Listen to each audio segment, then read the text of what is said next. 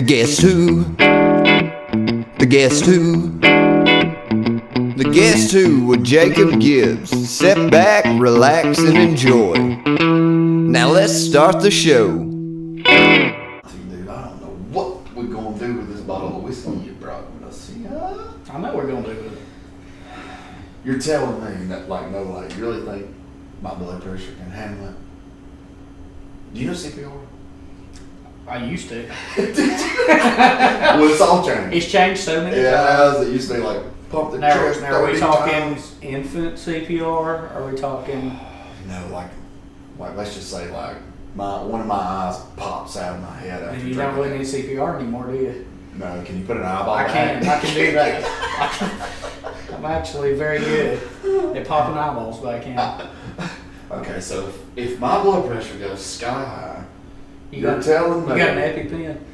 Yeah, my wife does. We're good to go. We're gonna finish that. All right, we're gonna try it here in a minute. Might get real sloppy. Yeah, Real sloppy. got my man Dan Stricklin in here, and he has brought us a Kentucky straight bourbon whiskey. By God, you try to say that after you drink this bottle. You can't do it. I guarantee you can't. Shrug, you shrug. The hell with saying it 6 times, do it once. And the awesome thing about this stuff, both of them actually. Oh, this is 107 proof, dude. Oh yeah, 100%. What? Yes, sir. Like my wheelhouse that I really enjoy is around 104 proof. That's where it's really, really good. Now, this is more of like a dessert one to me because it's in the 80s. Just really good sipping. That's a badass bottle. Oh, it is awesome. I mean, that is. This is what they call Caribou? Blanton's Canadian cousin. So have you seen Blanton's before? Yeah, I think so. They're the round bottles, have the jockey on top kind of like this. And behind the foot. You're talking about the jockey, horse and rider. Yeah, horse and rider. So they actually start out, and behind the back foot, there'll be letters. And people collect those letters, and it spells Blanton's. So the jockey will be standing still on the B, and then by the time you get to the S, it's a full stride. You can watch them stride. Really? It's really cool. So people collect them. Now so like the actual horse, you can see the horse moving as it goes down. Wow. Yeah. Wow. It's awesome. But I wonder how much they got in a bottle like that. You gotta think that's how much they have in it? like that topper right there. Man, they A probably few bucks. Yeah, a few bucks. You think so? Yeah, dude. I bet total they probably don't have $25 in that bottle I'm about to smell this. with the bourbon in it. Hey, by the way, Fireball, I'm not after you no more for sponsorship because I've learned that was antifreeze. It's straight up antifreeze. Dude, I don't know. I'd have to mix, I think. No, you wouldn't. That one's good. You talk about What's this mean, single barrel? You're talking about drinking this one. Mm. You might want to drink that one. You're talking almost 30 proof difference. Oh, this one's less? Oh yeah, it's in the 80s.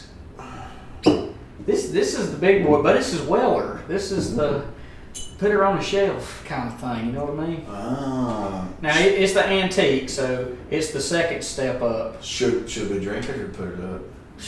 Can you buy them? Can you buy them antique already? Like aged? Yeah, I mean all these are aged. Right. But here's the thing: like, if you don't drink this, Mm-hmm. then it's just old corn water, right? Right. So you might as well drink it and enjoy it with friends. That's true. That is true. That's why we get it. How good would okay? All that being said, now I have stuff in my house. Shelf queens. I'm like, I have like 6 of these at the house. I'm like, oh, time to bring them. You got to be careful with the drunk guy over there. It's like, yeah, hey man, that ain't happening. We don't even walk over there's there. a ladder. I'm about to get. What's that? I've been there, dude. What's Pappy Van Winkle? What's George T. Stagg? You keep your hands off. I will turn Mad Max in this mofo right now. That's a badass bottle, though, dude. Oh, it is. It's one of the most beautiful bottles, I believe, on the market. And then when it's a store pick, they put these little pretty medallions on there, too. So the way this goes, I've actually was able to do this. I got some good friends that owns a speakeasy in Outwell called Busted Up Bourbon Society. They call it Bob's for short. Pretty awesome. Yeah. They got a cigar room, all the... Now, you're big into the cigars, too.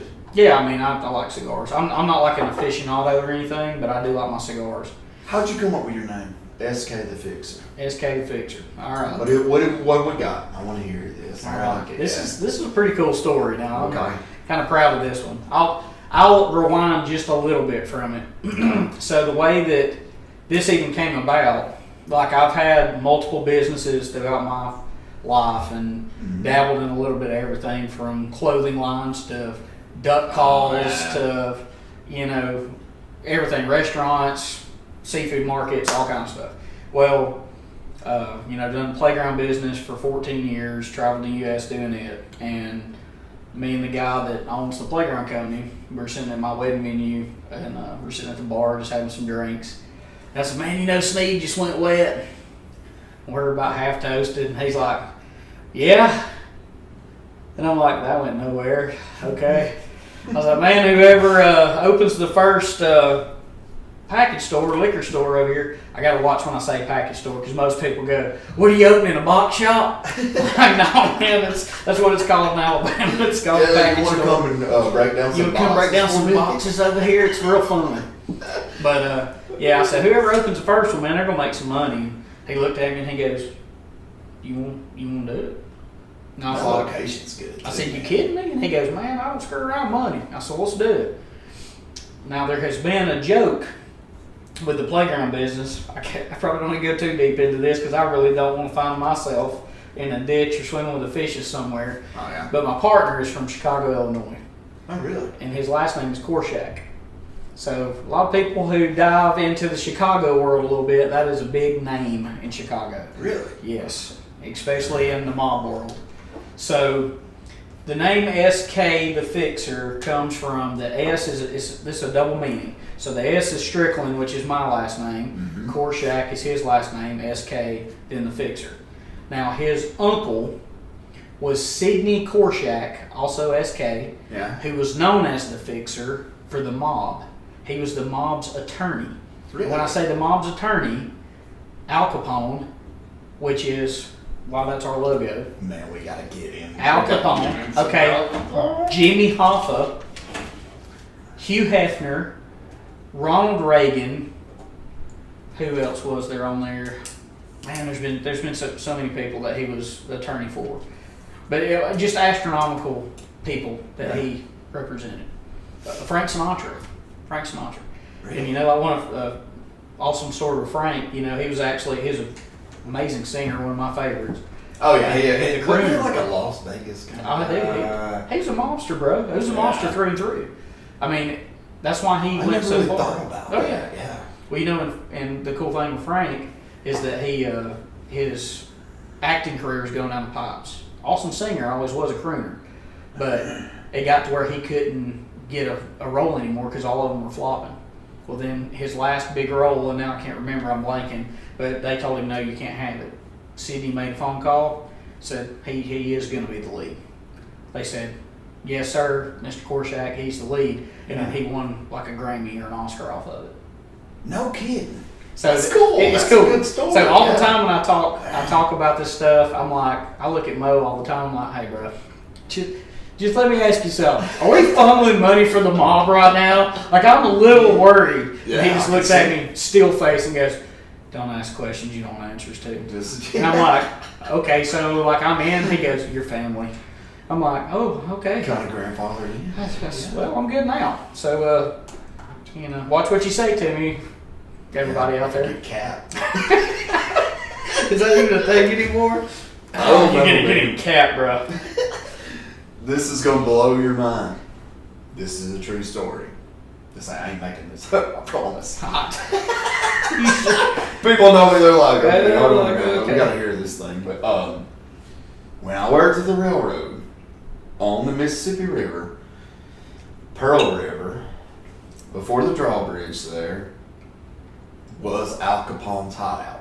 Oh yeah. Okay. And the only way you could get there is by railroad or by barge. Or boat. You could go by boat.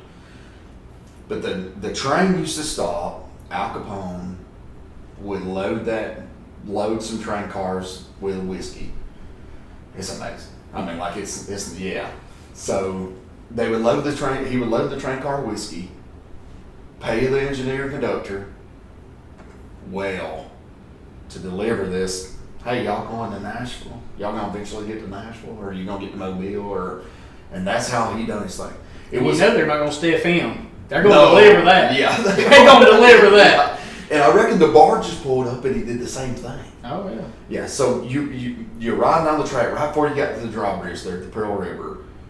You walk over and it was like a big, well, of course by the railroad tracks they got some kind of drainage, they got a ditch or whatever. Oh yeah. Well, it had like a concrete bridge almost.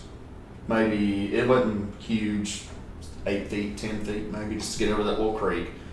And it was these little tiles. It just looked like broken tiles. Okay, like was what this thing was pushed down in the concrete. Fancy. I mean, yeah, like way back when. Oh yeah, everything looked awesome. Yeah. You get over into his hideout spot, and he had a, let's say a 15-foot big around. I don't know if that's where they like sat around. Maybe they had a fire or something, but it was those same broken like tiles, you know, in the concrete. Oh yeah. Look to the left, there was like a 60 by 80 swimming pool. And it's still there.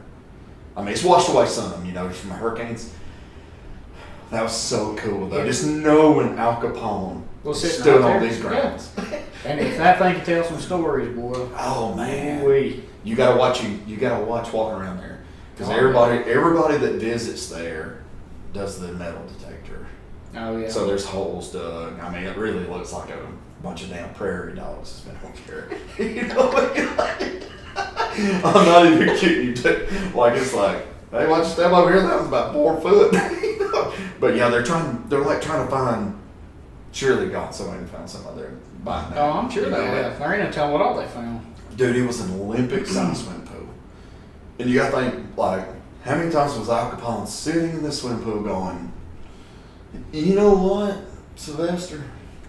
I need you to cap his ass. Right. You know what I mean? Right now. While all these women was sitting around yeah. this, you know what I'm saying? Oh, yeah. Like, it's pretty cool. And nobody messed with that dude. Nobody. No, hell no. He was. You would have been the one. dead. Oh yeah, he was the one. Yeah. And what's crazy is now, because the way the times are and everything else, now all these mobsters that are still alive, the old school mobsters, now they're coming out and telling some of their stories. That's I look at fascinating. some of this stuff like on Netflix and stuff, and I'm like, bro, how are you sitting there right now? Like, how are we not watching this and you just see pink mist? Oh yeah. Like, you gotta think too. It was the Iceman was one of them. I seen that documentary. The Iceman, where he would put the bodies up, freeze them for like. Okay, you just say you come up missing tonight. Okay, you was yeah. And 6 months from now or a year from now, they find you, and you got the same hat, same clothing on. Everything is just like when you left. That's pretty smart. Yeah, and he was. I saw a documentary on him, and like they'd bring the body in, you know, they declared him dead or whatever. Right. In the autopsy, they got to cut him up, and they're froze. Man, I'll tell you about these damn documentaries. It's wild. It scares me because my wife is addicted to them. It scares me to death. Like, I walk in the house, I'll be sitting there, she's sitting there, I mean, intensely watching the show, just like she's taking note of it. I'm like, you know what? I will never cross She ain't you. watching killer women, is she? She watches everything. If it has to do with killing or See, I'm a crime junkie myself. any documentary, bro, she like studies. I'm like, you're gonna kill me, aren't you? Every night that I'm sitting there and I'm snoring and you can't sleep, you're going, I could get rid of him right now and nobody ever even know. It scares me to death. Dude, some of the things that people get killed for nowadays, dude, it could be a $10 bill. It could be a $50 bag of weed. Oh yeah, or oregano. Yeah, oregano. It don't even It matter. don't even have to be real. Hey man, I'm gonna need that Paw Patrol macaroni bucket you got right there. If I don't get it. I'm gonna need that right now and put the ramen noodles back in the bucket. I know a And guy. then give it to him and still get shot. That's Yeah. I know a guy that was in Bessemer, Alabama one time. Lived around there. And he tried to negotiate a robbery. The guy comes up to him and says, man, give me your money. Give me your wallet. And this guy says, man, I ain't gonna lie to you, dude. I'm gonna give you all the money. It's in my wallet. But I ain't just give you my credit card, debit cards, driver's license, all that shit. All you're gonna do is take the cash and throw my money over here, or throw my wallet away. You know? 100%. He said, I'm gonna give you some money. He said, that guy pulled that thing back, pumped one in the, or like put one in the chamber. He said, nah, man, here's my wallet, man. Here's my watch. He said, man, that things change quick. Shit changed quick. It got real. 100%. Yeah. Yo, you get shot over nothing nowadays. Yeah, that's why I stay out of Atlanta. Yeah. Yeah. You almost been shot there? Yes. What? Did the playground business. No kidding. Yeah, man. I had a, I don't know what it was, maybe a Glock. It was pulled right in my face as I was sitting at a red light. Dude, They get out of the vehicle? I got a third. No, they just ran up to me. I'm at a red light. Oh, shit. And I have a 30-foot gooseneck trailer full of playground equipment. And they come up and wanted to take my truck. Can you imagine that sight? And I was just like,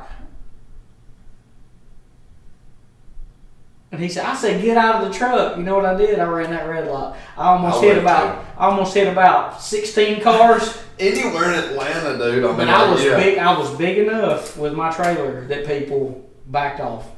Now I went around. I almost hit one with my trailer, but I'm just like, man. At that point, I'm already pulling forward.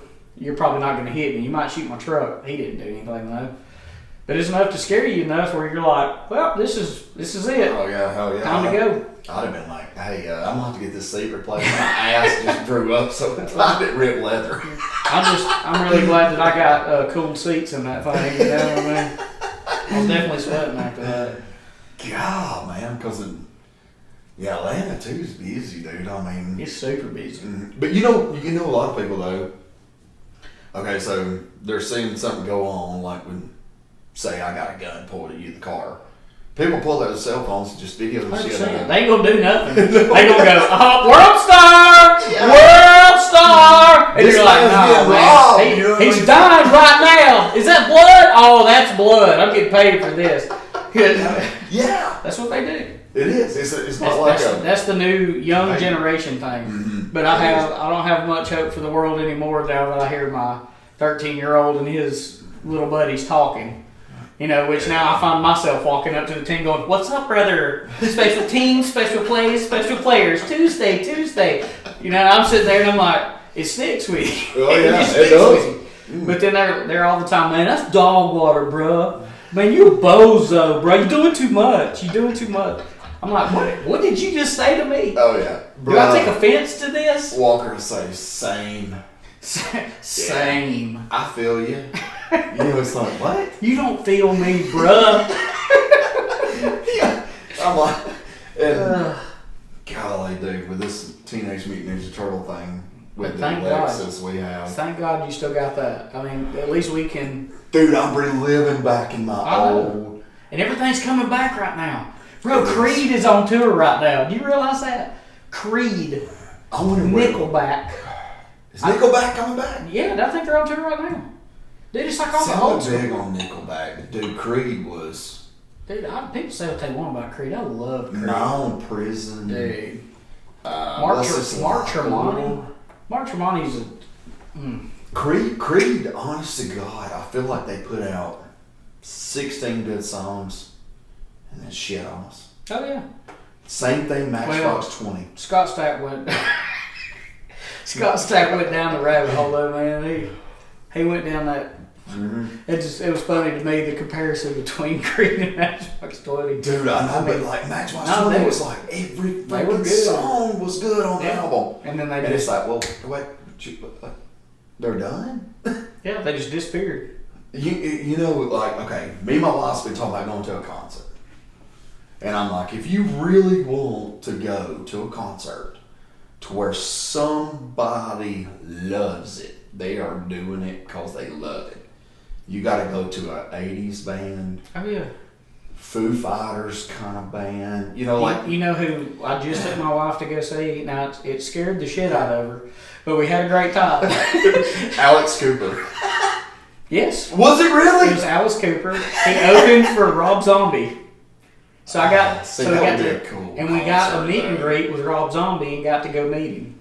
So we went backstage. You got to meet Rob and all that, and then we get down into the pit with these VIP passes. Now I'm thinking, at least give her the benefit of the doubt and let her like have a little area to herself where it's not just a mosh pit, because she's not used to this.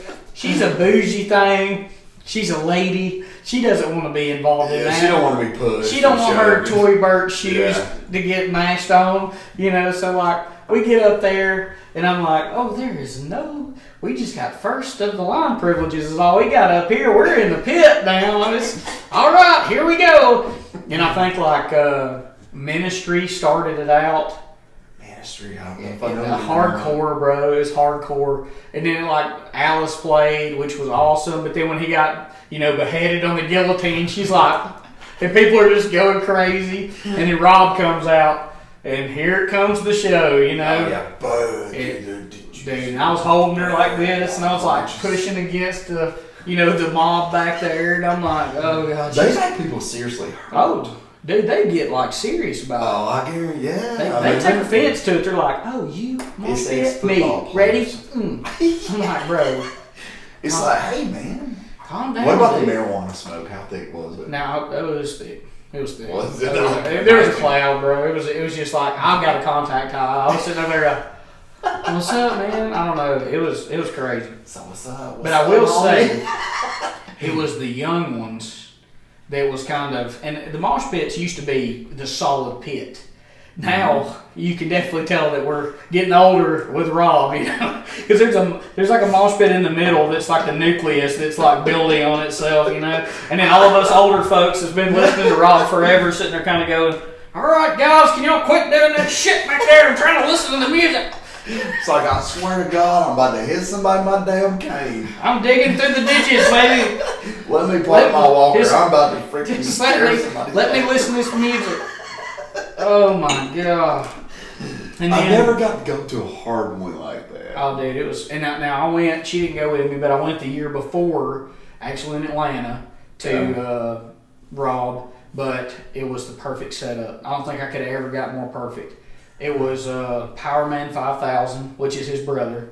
Okay, okay. This is what it's like. Worlds Collide. You remember that song? This is what it's like. Yep. Worlds collide. Yep, that's it. Yeah. So that's his brother. That's Rob's brother. So what's his name? Dude, Did you say Kurt? You didn't say Kurt Graf 5000. You said Powerman 5000. Powerman 5000. And then after, because they kind of came and then they went too, right? Yeah, I mean they got huge there for like maybe 2 albums, and then they just disappeared. I remember that. I remember something about them. And then it was Static X, which was fantastic. Then it was Mudvayne. I remember which Mudvayne. Was incredible. Mm-hmm. And then Rob, and that was Mudvayne was great too. I mean they were just. See Mudvayne, I think I remember that. Look, that's like the same like Chevelle. Some of those were kind of coming in about that. Mudvayne was way harder than Chevelle. Way harder. Yeah. Like I know I've like listened to some of their stuff. Oh, dude. And they say, and like now I've listened to it, not even thinking about it, because I've listened to it my whole life, and then like the kids are getting in the truck, and here's Daddy listening to some headbanging music, but it's like I'm listening to Frank Sinatra. I'm just in there. That's some good stuff. And they're back there going. I'm just like, guys. Hey, Dad, what does burn the wheels mean? But, hey, and then Harper's over there going, Daddy, is that what he looks like? On my screen on my truck is just a big picture of Rob Zombie gets this playing, and I was like, yeah. And she's like, he looks kind of cool. I was like, yeah. I still got some hope. I got some hope. Rob Zombie's probably a great person. Oh, dude, it was the weirdest thing. What was that like meeting him? It was weird. It was really? So weird. Yeah, dude, he's got on one of those Jamaican hats with his dreads, and he's like, no makeup on, regular clothes, and he's like, high as hell. He's just out of his mind high. And he's just kind of standing there, and we were the first ones in line. Just enjoying So, like, I walk in, and I was like, hey, Rob, nice to meet you. And I have military challenge coins from when I was in the military. So it's got my name and rank and stuff on it. And so I shook his hand with it, and I said, hey, man, listen to your music a lot. So you get to give that away, right? Yeah. Don't you have like some of them you give away? Or Yeah. So I'll have them and like give them away. They got my name and rank and what I did and all that. That's cool. And I shook his hand with it, said, man, we listened to your stuff in Afghanistan a lot, kept us, revved up and all that. And he's like, Yeah, man, that's cool. That's cool, man. All right. You excited? I'm like, yeah, man, I'm excited. He's like, cool, man. Hey, you want me to sign anything? I was like, yeah, bro, here's on my shirt, whatever. He signed my shirt, and he goes, hope y'all have fun tonight. We'll see you in the pit. And I'm just like, what a guy. Oh, yeah. What a guy. Yeah, it's kind of like just cool, nice. Now, I wasn't overboard. I mean, he had people to talk to, man. Shit. Oh, they are. Oh, they are. Oh, dude, it's like I was standing in some of those people's position, I would take pictures with kids. I would. You know what I mean? Like, why wouldn't you? And I get there comes a point. I'm sure it kind of gets annoying sometimes. I've seen stuff before. Like, I go to all these cons and like MegaCon Orlando and Pensacon and Pensacola. And I just went to the one in Huntsville. You know, funny thing about that, my best friend in the world, Kevin Stewart, he was like, hey man, this was years ago. He's like, you got to come down here and go to MegaCon with me. And I'm like, what's MegaCon? I'm like, what the hell's MegaCon? That's right. And he's like, dude, it's where you meet people. And I was like, for like comic books and stuff. And he goes, well, yeah. And I was like, dude, I don't like comic books. I was like, I never bro, got like into comic books. I'm not even know what you're talking about. He goes, no. He goes, because you know, and he does his thing. He loves Zelda and Mario and huge gamer. He always has been his whole life. He gets into it. People take it serious. Dude, serious. And he's you gotta be serious to he beat loves some of them damn games. Oh, 100%. Yeah. And then you get into the story. But, you know, he told me about all that, and I was like, man, and he goes, I want to go so bad, but I want to go with somebody. And he goes, Stan Lee's going to be there. And I was like the Stan Lee? He goes, yeah. And they said this is probably going to be like his last con because he's not doing so, you know, great health-wise. Yeah. And I was like, okay, Spider-Man's daddy. I got to go meet this man. So was that Spider-Man's dad is the con? Well, no, Stan Lee is the godfather of Marvel. So he was the man who drew Spider-Man, and I believe, he Captain America. He is Marvel. So everything you see, and he does his cameos and all the Marvel stuff and all that. And so I was like, I got to think about how that's worldwide. Oh, he's the godfather of all the comics and everything you've seen as a kid. All your heroes, dude, like that's him. Mm-hmm. So we went and think about his imagination. Oh, dude, just be like, and he was in the army. Really? Yeah, he drew comics and stuff while he was in there, and they started publishing them and all this. And he actually got big with it, and that's what got him going. Wow. But when I met him, I sound bougie or whatever, but anytime I go to these things, I get VIP because it's worth the money. Like everybody else waiting in line for hours to meet these people. You might meet 3 people. Yes. You get VIP down there, bro. They literally have red carpet, and then it goes down like a T. So you come down the T, and you either go left or right. Yeah. All the celebrities are lined up down that whole wall right here. And so are they like booths? No, not really. They're just tables. It's like this, and they'll have like a banner up, and they'll have a little divider, and another one, and another, and it just keeps going down. And they have like little green rooms behind their tent area or whatever. Yeah. It's all inside. But you know, when you do that, you literally walk down the red carpet. You get one of the handlers, and they say, "Who would you like to see?" You're like, "Oh, I want to see Jeff Goldblum," or "Hey, I want to see, you know, Mark Paul," or "I want to see whoever you want to see." You met somebody that drew Yeah. characters that will live forever. Oh yeah. And one cool thing with him is because that challenge point I have opens doors. It's the coolest thing because people respect it. Well, I appreciate your service. I mean, like, you know what I'm saying though. Like people say that, but I do. I appreciate you saying it. Yeah, but I mean, it's like I was the crazy one that volunteered to do it, so I did it on my own regard. You know, like if I have somebody to come into where I work, and they're military and this kind of stuff, I'm like, what do you need exactly, brother? You know what I mean? You went to another country while I was drinking beer party. You know what I mean? Like you were in battle while I was trying to battle a damn hangover the next morning. You know what I'm saying? Like, yeah, man. That goes along. That means a lot. You know what I mean? Like, it's a different world. I guarantee you, yeah. But yeah, I took my challenge coin up there. The big, like, I don't do it for every celebrity I meet, but ones that meant something to me or something in my childhood or something like him, I'll give one to them. And when I walked up there, they give you the speech like before he even came out. There's like a huge thing of people. I mean, huge thing to see him. That's the main reason they were there. Yeah. They come over like this megaphone. They're like, okay, Stan Lee is an old guy, okay? Don't get near him. Don't touch him. Don't try to shake his hand. Don't look at him the wrong way. Stay back behind the yellow line. Hand your poster across and he's going to sign it to you. If you want it to you need to put it on a piece of paper. You go there with your hands up, it's like... I know, you're scared to death. Yeah. And his grandson was his handler, I believe. And so every celebrity has a handler. Yeah. When Stan, bless his heart, he's old. He's old. He can't hear good. You know, he barely can get up and down by himself, you know, and all that. That's fascinating. That you got to think a man like that would have to have enough money Oh, yeah. that he goes to those things It makes... to make your day. Oh, yeah. You know what I mean? Like, I Well, mean, they you would have to. they made a ton off that, bro. Oh, I'm sure. I mean, I'm sure. every But I picture, mean, every signature. I mean, that dude was a cash cow. Let's just say he was if a you- genius. If you had $3 million, or if you had $6, what difference could you do? Yeah, I mean, You know what I mean? Like, you already got it. You're already there. These people are taking their time. There's one thing that you will, like, people can't charge for really much, but I mean, they're giving people their time. Oh yeah. Well, and people that Time just goes washed on. up a long time ago, they're making good money. Oh, yeah.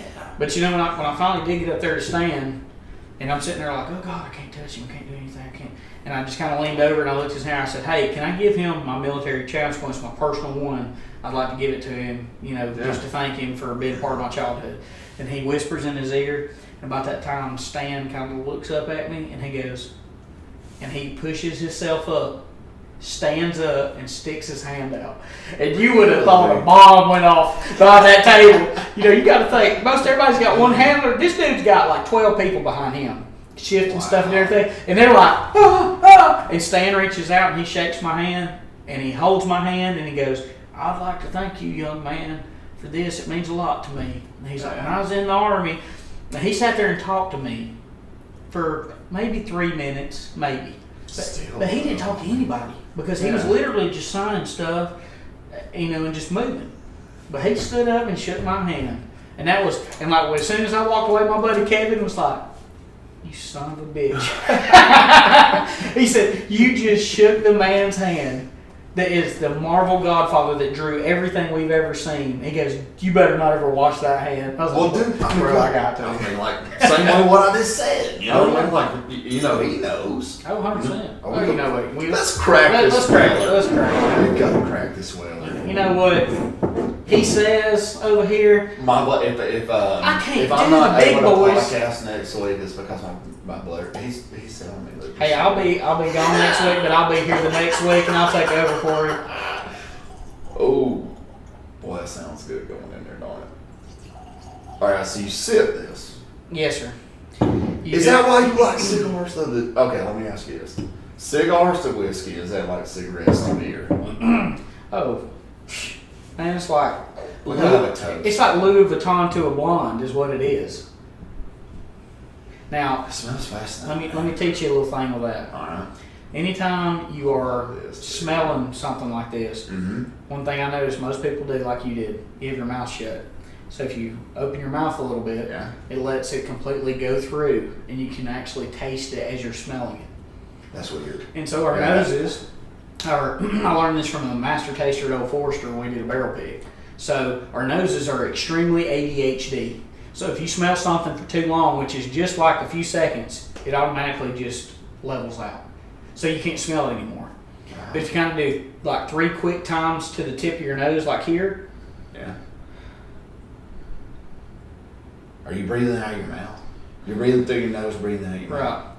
And you'll kind of get some different nodes. And as you do it, it's going to open up different things. See, my blood pressure just went up. Heavy pen! So what? I've actually got medication that's supposed to. Well, you're oh hell! You should have started with that. Oh man. So what you do now? Yes. So you smell it. All right, the first one's going to get you, and you cannot let this be the way you think it's going to taste. So what you need to do is you need to put enough in your mouth to coat your gums, your tongue, your whole mouth, coat everything. Swallow it slowly. Then give it a minute, and it's going to hit you hard. This is called your gum numb. So it makes your gums feel numb, and it makes it real hot. Taste that first, and then I'm going to show you something after that. We have, like, Cheers, me bro. and you ain't sat like this in years. I told you it's bar talk. It's been a long time. Yeah, here we go.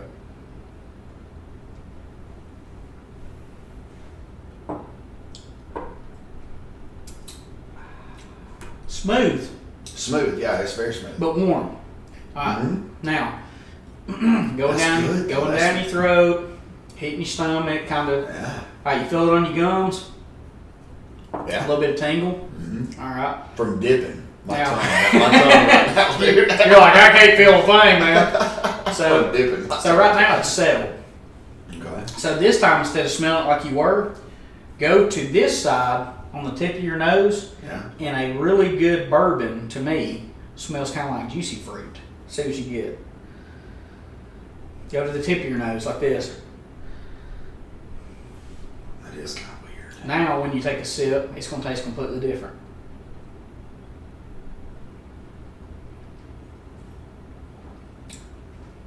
How does that work? That's weird. Now you can taste the different notes. Yeah. So that's where you can sit there and go, hey, and everybody's different, but you can kind of get around a ballpark of I taste, caramels, or I taste, a charred barrel, or That's it's smooth. floral. Because I'm not a whiskey drinker. I may be telling some shit here in a little while. Well, that's good. Tell That's you. good because this ain't whiskey. This is bourbon. Bourbon, baby. Yeah. This is Weller. It's Weller. And so this is on the step of Weller. This is the second one up. So you start with a green label, then Yeah. you go to your red label, then you go to your blue So it gets label. stronger than that? Oh yeah. Really? Oh yeah. So it goes to blue label, white label, orange label. Now the white label is the CYPB, and that's probably my favorite that they have. And the only reason I can even say that is I got one of my best friends, and the whole reason I even got into this kind of stuff, dude, I've owned a bar and I've done all kind of crazy stuff, and even having a liquor store. I wouldn't have dove as deep into this, and I'm gonna give the man credit because he deserves it. Yeah, oh yeah. Because I'm not a whiskey drinker, but that's smooth. It's amazing. That's very smooth. So I'm a big hunter, and I'm in a pro staff and everything. And we went down. I don't know, it was maybe like 3 years ago. It was the first year we went, and met this guy down in Lakeland, Florida, and we went to go kill Osceola turkeys because they're they're That's hard what they're hard Power to Pole get. is. Oh yeah. The fishing thing. Yeah, Power yeah. Pole, yeah. Well, I met this dude, and man, we got sitting there talking and everything, and talking about bourbons, and he goes, "Oh, you like bourbon?" I said, "Yeah." Well, we hunted, we had a couple drinks, whatever. Well, like a month or two later, he calls me and invites me and my wife to come down and hang out with him and his wife. And we go over to their house, and let me tell you something. This man has got a bar.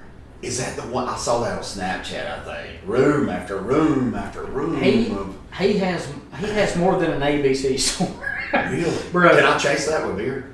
Yeah, I yeah. think I'll get sick. I don't know if you get sick, but I mean that's that is Weller. Damn. You know what you chase it with? You spit. That's what you chase it with.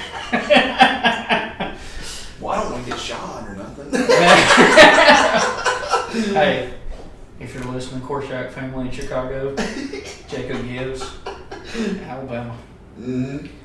But yeah, I got over there with him, dude. I live in Literally, Snead. yeah. No, he does not. That's where the package store is, but you can come see us buy anything you want. We're doing ads now. Coming soon, ASK the Fixer Package Store, Snead, Alabama. By God, I'm gonna tell you what, that's a badass store. Dude, it is, man. It is. That's like perfect location right there on the highway. I'm proud of you. We went bougie with it. We did. Y'all had not opened yet when I. It's kind of funny. I hardly ever go towards 278 like that way. And I went to the hunting club with some guys back January, I guess. And I was like, dude, there it is. That's badass. Because you got the big sign. Me and my wife painted that. Did you really? Yep. Yeah, it looks good, man. Takes It's up a like, whole it looks bit of- just like your shirt. Oh, yeah. I mean, it's nice. And I said, dude, no shit. Oh, If yeah. it was open, I'd stop in there. Oh, yeah. Yeah, it was before you We're, opened. we're open. So you Yeah. can come see Oh it. yeah. So I just got some Weller in, some old Fitzgerald. You've got a lot of collectible stuff. Oh, dude, we got, for a package store, I would say we have one of the best selections in North Alabama. Yeah, you were showing me like unboxing some of that stuff. Oh, yeah. And, We got Old Fitzgerald, we got Weller, we got Blanton's, we've got Orphan Barrels, Muckety Muck, Fable and Folly. We got a ton of Whistle Pigs and the 18 Whistle Pig, the 21 year. I think the Whistle Pig, it was one of them that you had on there. I think it might have been Whistle Pig. It might have been. Yeah. Dude, we had so much to choose from. Bookers and Brothers Bond. Oh, it's nice, dude. The Frank Sinatra, Jack Daniels. Of course, you gotta have Frank in there. Yeah. So I don't need to get, swim with the fishes. I don't need some block shoes or anything like that. So I got a Blue Eyes in there taken care of.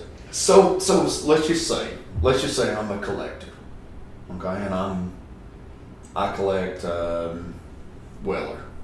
But I don't get and does it have to do the top, or is it just the labels, or? Well, I mean, some of the tops are different, but you can mostly tell by the label the colors, and then of course it tells you down here at the bottom what it is, and each one's different. So like if I'm a collector and I come to you and I want, where you're talking about where you have like the deer or what is it? This. Are you talking about Blanton's? The Blanton's, yes. Okay.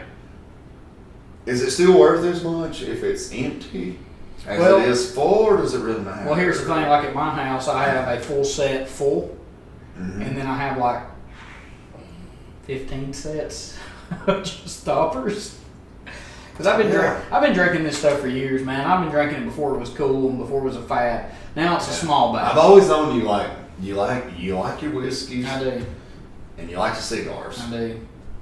I mean, like, and the funniest thing with me is the last time I smoked this cigar, I woke up the next morning and I said, "Oh yeah, oh, where's that cat that shit in my mouth?" I swear to God. It's like you eat a cat shit sandwich. Is that the difference of the cigar, or does it matter? Well, I mean, nicer cigars go down good and they taste good, but bro, at the end of the day, you've been drinking all night and you've been smoking. I don't care what you're drinking or smoking. Yes. That cat's gonna find you. Oh yeah, that's what I was kind of thinking, man. Because why do you think Poison wrote the song, my friend?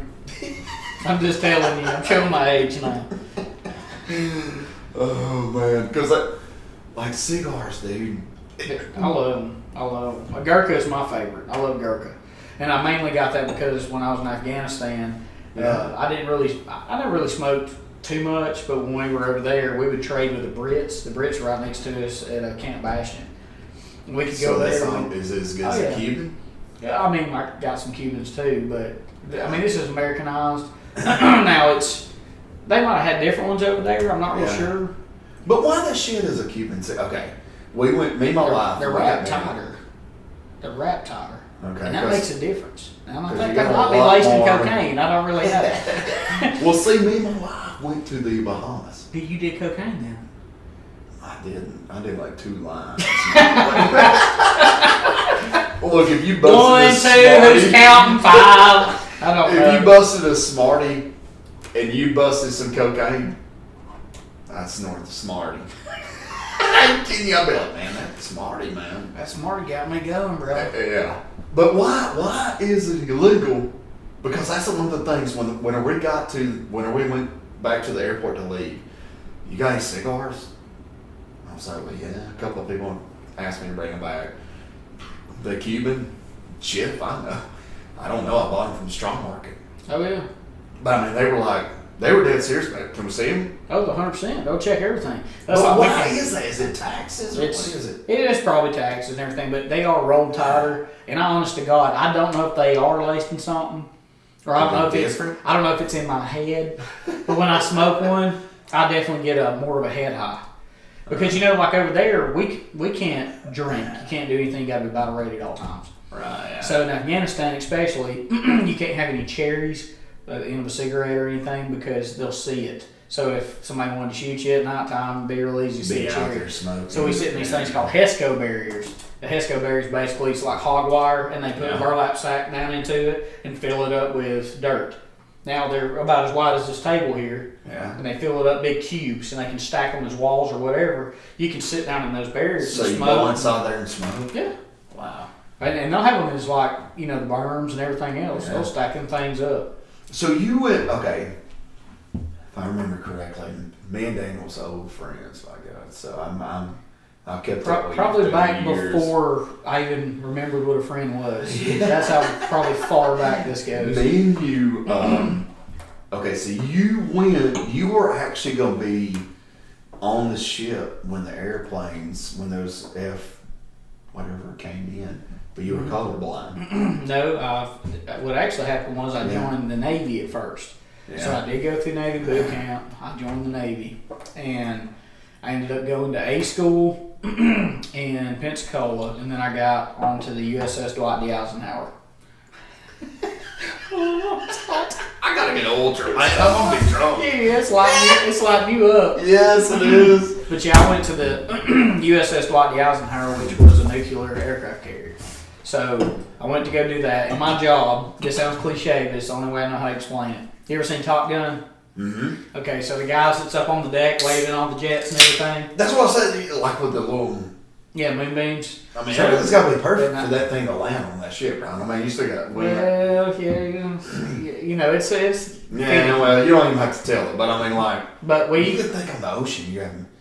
I was an ABH, so I was a. That's a badass thing, dude. So I was a handler, so aviation boats make handler. And so I got there and learning how to do everything. You start out as a blue shirt, and then you learn how to chain them down. You're doing the grunt work and how to put up, you know, everything. You're kind of like the new guy on the oil Right. rig. And then you work your way up to a yellow shirt, and then the yellow shirt's actually the one controlling and doing all the stuff, lining them up and getting them ready. So what ended up happening was there's catapult 1 and catapult 2 that's up forward, and there's catapult 3, catapult 4. And so up at cat 1, All this is a ship, right? yeah, I mean, Lord, I can't How remember. big is this thing? Man, I wish I could remember the exact numbers, and, Just and guess. somebody's going to come back and say, no, it's wrong. Well, hell, he's just But, guessing. but it was something like 4.5 or 6.5 acres on top.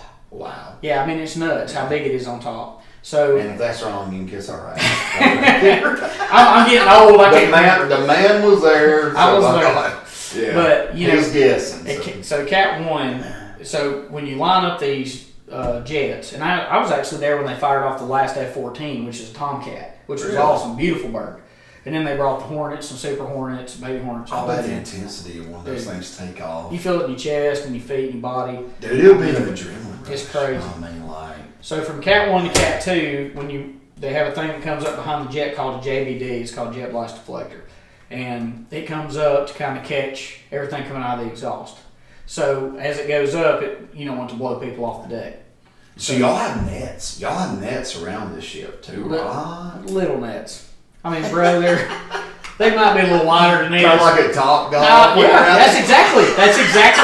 Top Golf. Almost fell off Top Golf. Bro, one day, Top yeah, Golf no got shit. the idea from an aircraft carrier. I'm not even lying to love you. it. That's all there's there. That's it. It's like, if that don't catch you, man, overboard. I knew this That's podcast it. was going to be classic. Right. I just knew it was. Top Golf all day It's long. USS Dwight D. Eisenhower needs the props because that's where it came from. And she's an old girl. I mean, that was it.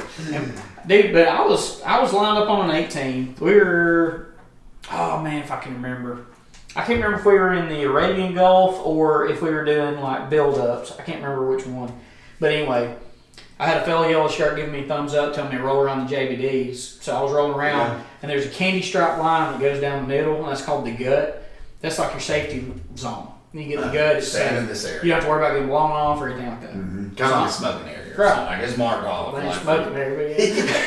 I know. What I mean, you're hell, it talking might be smoke with all that steam going off from the catapult. But I can't like I'm rolling imagine. around, and as I do, we're in night ops, and we've been working all day. We're wore out, and as I get around, when the exhaust comes on, I mean, it melts my ESS goggles, melts my cranial, my sound attenuators. Like just it gets me. So much heat. Yeah, because I caught it right when they were firing on.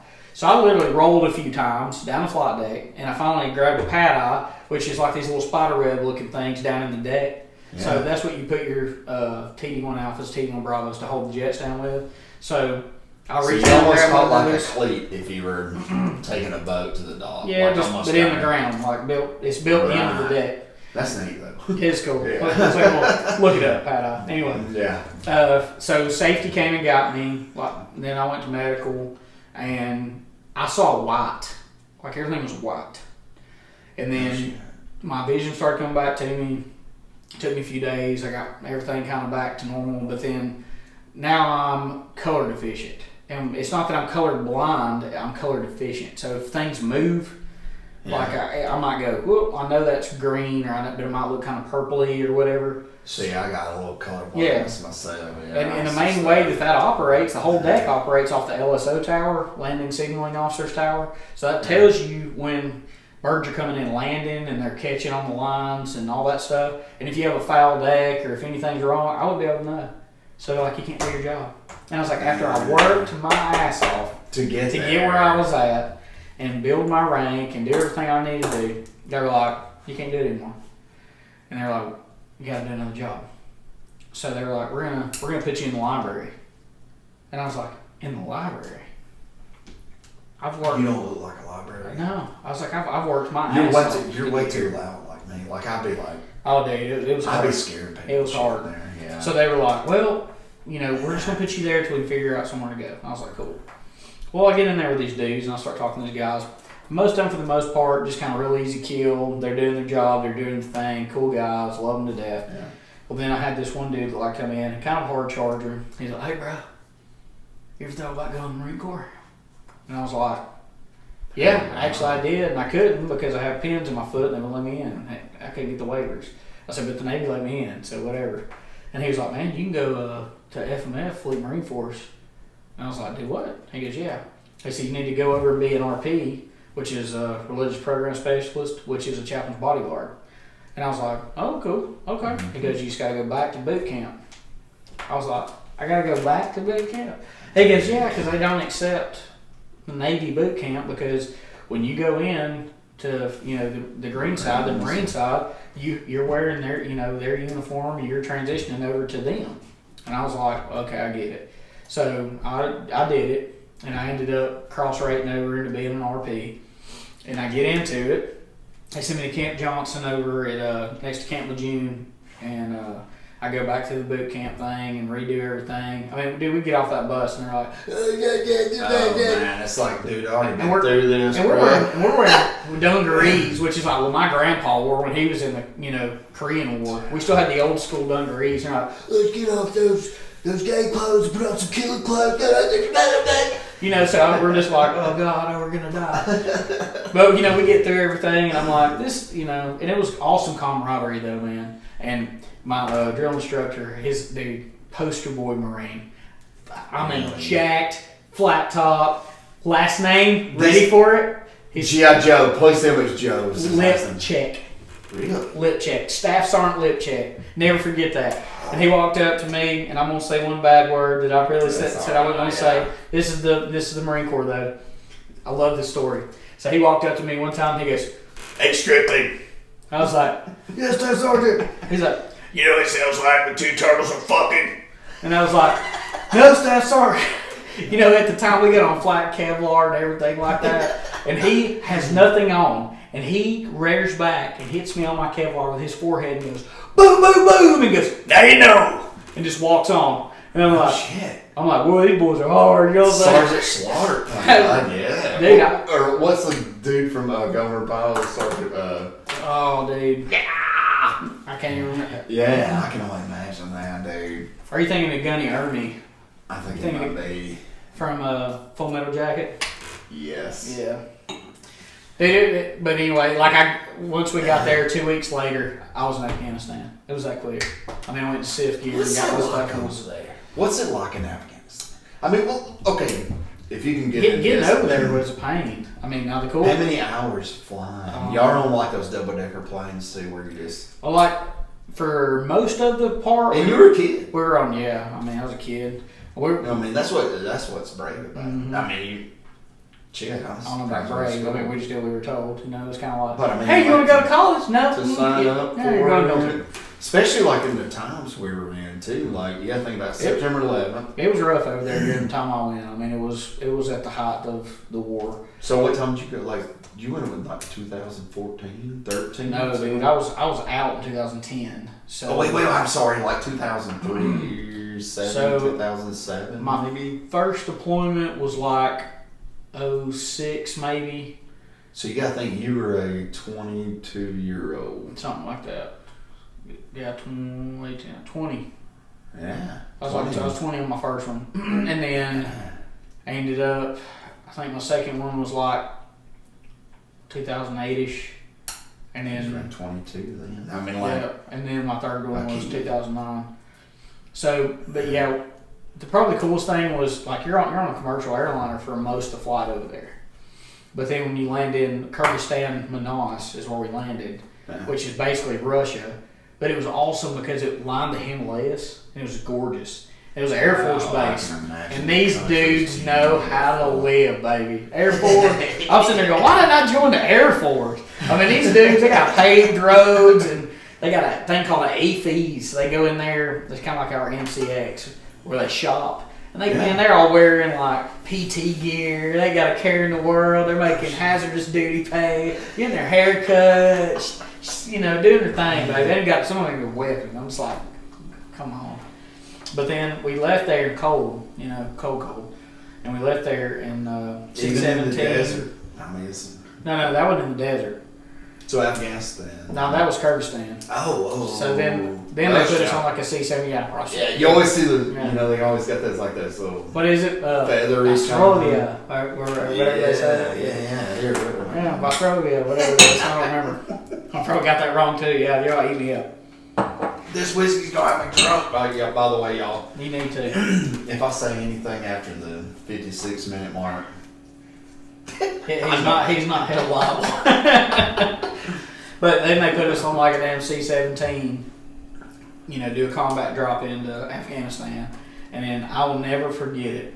Because when they dropped the hatch on that bad boy, it sucked the air out of that whole thing, bro. And it's like you couldn't breathe.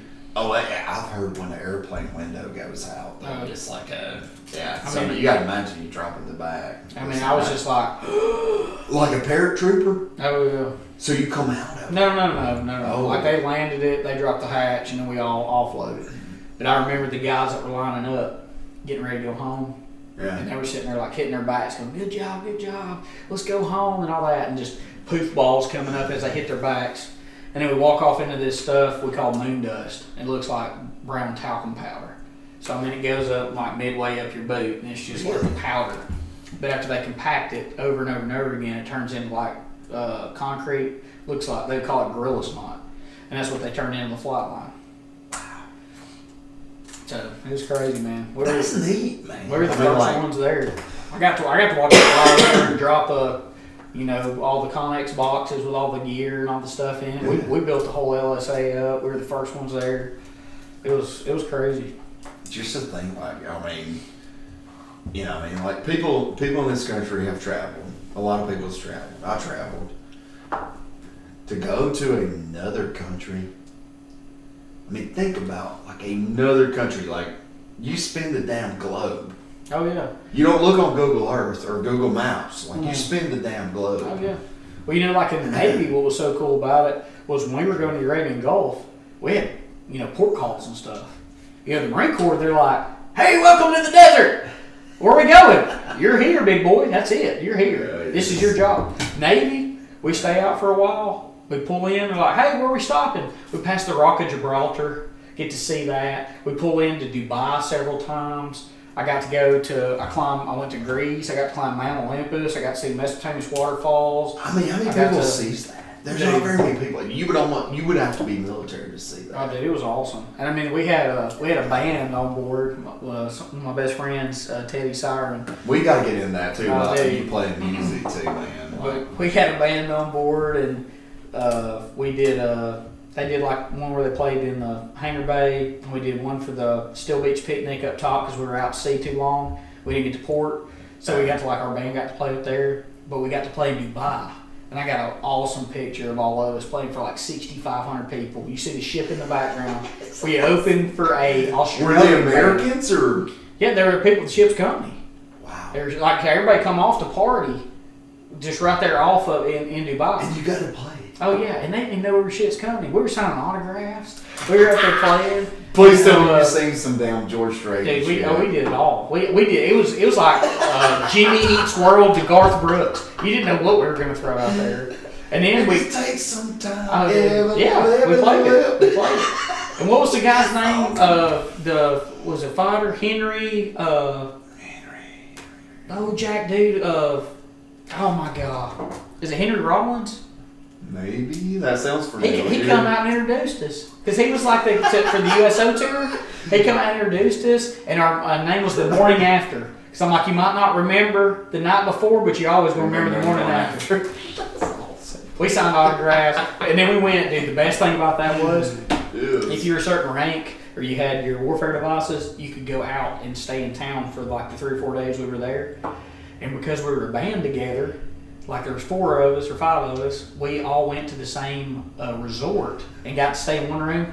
Dude, I was like a baby Hugh Hefner. I stayed in a smoking jacket with my slipper, smoking cigars, drinking whiskey, sitting by the pool. We had bracelets on, we'd nonstop drinking. We were throwing up in sinks. We were crawling back to the room. Dude, I felt like I was a part of Motley Crue for 3 days. I mean, it was straight up awesome. They wouldn't have known. They didn't know. We were signing autographs for people from Dubai. When we rolled in, they were like, "Oh, the morning after." I'm like, "Hell yeah, what's up, brother?" And like, "How much dirham? How much dirham for this? Give it to me. Let's do it." Dirham is. See, you just answered my question. If you, from several podcasts I've said, I always think if you could sing in Spanish and sing the American songs, who's gonna sue you? You know, it's like,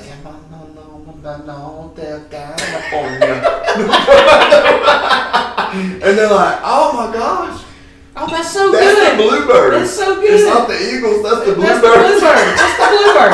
And you name the band that, they can't say anything. Me and my wife recently stayed in a hotel. Now, I made a discovery. Talking about you travel. You're fixing to be like, "Oh shit." How many cameras did you find? They'd have to have a hell of a zoom to see anything on me. So it's about to be like 1,200 times. I feel you, man. It's like the Red Hot Chili Peppers. They wore those big tube socks. I'd have to wear baby footy, man. I ain't even play with it. Thank God Flea was their bass player because I could not have made it in that band. Oh, no shit. Hotel rags. The rags in a hotel. You know where I'm going with this. The places they've seen. When you go to your ass with that thing, you're going to have a brown streak. I don't give a shit if you shit for 4 days. The hotel rags brings it out in you, dude. No lie. I was talking about that the other day. I'm like, dude. You were digging. Dude, it's something to do with that solid white rag, and that thing's like rough. You know, it's like. Oh, they're rough, too. It's like, holy shit. There's a brown streak. It's like 120 grit sandpaper. It's like, yep, this is coming out of here today. That's probably the cleanest you'll ever be, man. Like, coming out of there. No shit. We got to speaking about that recently. God, I went up drunk, bro. You know, I just want to put this out here for everybody to know this. I bring a Weller and Caribou Crossing for my man over here to drink. And you know what this bro wants? I'm just going to tell you. Some natty daddy. I didn't say natural light. I didn't say natural ice. Natty daddy. It's like, sounds like something you say in the bedroom on a freaky Saturday night. This man wants to drink these 9% beers that make Steel Reserve look like a puppy. It's like, come on, baby. Call me Natty Daddy. Call me Daddy. I'm a cheap date. That's a Talladega drink if I ever heard You one. ain't lying, dude. Making a left turn. You asked me, you said, man, have you ever tried this? You ever tried the Mr. Beast Monster or Beast Monster? And I'm like, Oh, those things are good. Those are dangerous. dude, I'm cheap. I'm cheap. I'm like a natty line, dude. I'll drink those. I'll drink the hell out of them. My God. I was worried about getting on the whiskey with the natty daddies that I would turn into like You being a fool. really out of hand daddy. You know what I mean? Like, no shit. Like, I gotta be careful with liquor because, We'll come back in here with a Ninja Turtle suit on here in a minute. dude, I will be Donatello and I'll hit you with that stick like you're Shredder. Sugar! I'll be knocked down the damn floor. You'll be filming it. You know I got to, man. Like, if anything around here is done, most time it's recorded. You gotta keep your eyes on your kids all the time. Oh yeah, 100%. My son speaks British. I have no idea where he come from. No kidding. He'll tell you, say, "Daddy, I'm thirsty." But if you want to get something to drink, you can get something to drink first. You know, like, Okay, then I will like you say that. You know what I mean? It's like, I have no idea where that came from. I don't know if it's cartoons. I don't know if it's what it is. Well, dude, one of my best friends down in Orlando, he's from Burton-upon-Trent, if I'm saying that right, in England. I love sitting around and just shooting the breeze with him, dude. Dude, their accents. Oh my God. He owns a company called ECD, East Coast Defenders, and they build brand new Defenders. And like, I'll be down there for work or whatever, and he'll come pick me up at the hotel on one of those things. I got sitting What's a Defender? in Tyler Perry's. Vehicles So Tyler Perry had one built by them. A Golden Olympus had one built by them. Oh yeah, they have a huge company down there where they build these things down from the floor up. What is it? Is it an electric vehicle? It's an old military vehicle. So they break it down from to the frame and make brand new vehicles. And so they take a military vehicle that's been in service. Right, but they completely read it. Well, some of them might not be in service. Some of them might just been over in England. They break them down, make them brand new, so put cool. LS Corvette motors in them, make them where they'll jerk a knot in you. And then they also was in Forbes magazine where they put the first Tesla engine in one of those, and now they have their own electric engines in those. No kidding. Yeah. Dude, I think that's where we're going. Dude. And they just started trading on NASDAQ. But I mean, they started in England selling American candy, saved their money up, came over here, and then started this multi-million-dollar company, which is amazing. But I can sit there and talk to them for days, bro. I mean, it's the accent, dude. Oh, it is. And I love messing with him because he'll, what is it he calls me? He'll go, "Hello, Daniel, yo bellend." And like he'll say, "Yeah, schmuck." Yeah, he calls me a bellend all the time. I think that's a dirty word. And then, you know, when he's talking to his wife, he'll say, "Hey up, me duck." And that's like some kind of term of endearment, like "I love you, my love," or "Hey, my love," or something like that. But then we sit there talking back and forth, and I'm just like, man, I love this guy. It's like, his name's Elliot Humble. Humble's a good English name, man. That's my dude right there. Yeah. They live in Mount Dora, Florida, and I think their business in Kissimmee. And they said, I love riding those things. If you got an extra $260,000 to $340,000, you can go get you a brand new Defender. I might go get 2 tomorrow. That's what I was thinking about. Hell, maybe 4 of them. I need one in each color. That's what they say about those electric cars too, dude. Once they go out, you're done. Yeah. Like it's 20,000 batteries. Yeah. It's basically a golf cart with like a shit ton of batteries in. But I did actually, not long ago, I actually looked in an electric car. That was the first time for me. I've never even like peeked in one. And it's weird. You know, you don't have any of the dash stuff. You don't have RPM, you don't have mile per hour, you don't have fuel rating. Yeah, I mean, like, it's basically like sitting at this desk, but you got like a laptop, or a kind of like an iPad, right? Yeah, it's like a spaceship. Yeah, it really is. And Now his trucks, though, they're more, you know, I mean, it's a damn Defender. It looks like, it makes a Hummer look like a baby. But even, even their electric one, when he got in there, I was like, I didn't really hear it. Most of the time you hear those LS motors from the Corvettes. And I got that one, I said, dude, I didn't hear it. He goes, it's because it's one of the new electrics. And I went, oh, it's one of them. And he goes, oh, yeah? And he goes, whoop! And that thing went, just sat me back. I was like, oh! I've heard. Dude, it hauls, bro. They won't let them race the drag strip. Dude, it's nutty. I can imagine, like, if you were at the starting line, you explore this thing every single time, it would run the same thing. The only thing that I think the down draws on that kind of stuff is the charging, because I drive for a living for the most part. And if I had to stop all the time, no, man. I got an auxiliary fuel tank. Let me put 75 gallons in the back of that bad boy and let me let her eat all the way to. So you got one that looks like a toolbox. Mm-hmm. Yep. Yeah, and you fill that in there, it goes back into your tank. Yep. I'll ask this, and I don't really care who it offends, but I hope it reaches the right people. Well, why in the hell does the freaking DOT oh yeah, you're gonna always target hot shot people? Well, and here's the thing. This gets me. I don't understand that. I'm not a hot shotter whatsoever. No, but I mean, like, I know they want the dually with the damn. Oh, 100%. You got the goose trailer. Because it's an easy target. Because they don't have to get on creepers. They don't have to get underneath the trailer and check all this crazy stuff, pull them in the bay. You know, it's a quick and easy level 1 inspection. So like with my stuff, they think I'm a carny. Mm. And they're like, oh, look, it's a carny. We're about to bust the shit out of this guy. And you know what I'm like? And nothing against anybody out there. I'm not saying anything. No, and I'm not either. But it's just kind of like, when I pull the up, dude's trying to make a living. I wanna know. Freaking leave him alone. And I look at him and I'm like, bro, this is a $100,000 truck. That's $200,000 behind me. I'm wearing a polo and I got all my teeth. Do I look like a carny to you? Yeah. And they're always like, are you being a smart ass? I'm like, no, sir. But why are we sitting here debating over this? Well, I mean, like a lot of times too, you're taking equipment to a church or a Child development center or a playground equipment Yeah. person be the one of the last people I pull over. oh yeah. So oh man, I'm gonna pull him over. I'm gonna see. I want to look at that barrel, how that thing's made or something. Well, see, we do everything because like the stuff that's on my trailer is stuff I pull off that day and I install. So we do free delivery, free installation, and then we do shade structures, ground cover, all that stuff. And most of your stuff goes out west, ain't it? Like out. Like I actually try to stay more on the east side. I do. I do go out west quite a bit, but I love Florida. It's the Blankards or whatever the hell we've been drinking, sipping on Welder. Blankards. well diggers. Well diggers. Right, well I've diggers. been drinking well diggers and I asked them. So. Hell yeah. It's not bad though. That's smooth. It's great. It's Mhm. great.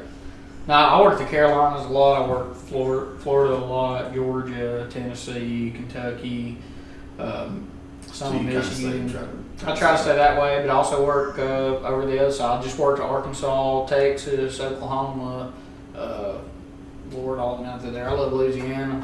I like Louisiana, dude. I like I really do. I like going down to Houma, Louisiana, because when you talk to them, you be looking at each other like two dogs looking at each other. Because when you turn your head and they don't understand what you're saying, they say, "Side-I-Take." And I'm like, "What's that mean?" So old man said, he said, that it is what it is. So now I walk around going, "Side-I-Take." It is what it is. It is what it is. I love Louisiana people. I love the Bro, coon asses. I love coon asses. Oh, God almighty. That's where I learned to cook crawfish, man. From an old man at a daycare. This is so freaking good, dude. And he was old, man. He was the grandpa. Shit, they know how to cook. Dude, he looked at me, and we were over there, and I just finished putting in a bunch of equipment, and I was tired, and he looked at me, and I could barely understand him, because he had that real, like, kind of deep French mix. And he was like, "What you doing for supper, boy?" And I was just like, guess I'm going back over here to the hotel, and I'm gonna eat something. And he goes, "No, you wait, you coming over." And so I went over there, dude, and that man showed me how to, cook crawfish, purge crawfish, up, down, how to cook the times, everything. And that's actually what made me want to open a restaurant. And that's when I went in with Will Dowdy, and we did brothers. Yeah, I mean, that's what made me want to do it. It's because That was some good shit. Yeah, too, it was man. good. Golly. Yeah, we opened it back in 2014. And then I ended up selling out to him and stayed with playground business. And he opened Brothers on the Lake for a long time. He's closed, I think December. He just closed for good. So it's not no more. Mhm. Brothers is no more. Really. No, it was open for right under 10 years. Yeah. Yeah. That was a good spot too. Oh, it was Yeah. awesome, man. It was awesome. If like down in Louisiana, those people, I think they eat, sleep, and dream fucking cooking, dude. Oh, 100%. Because I hate an onion. I hate it. On your own. Yeah, I hate it. And one guy pulled out a sandwich, had like some onion slice, and I'm like, oh shit, God almighty. This damn machine, We're like in this machine, It's so good.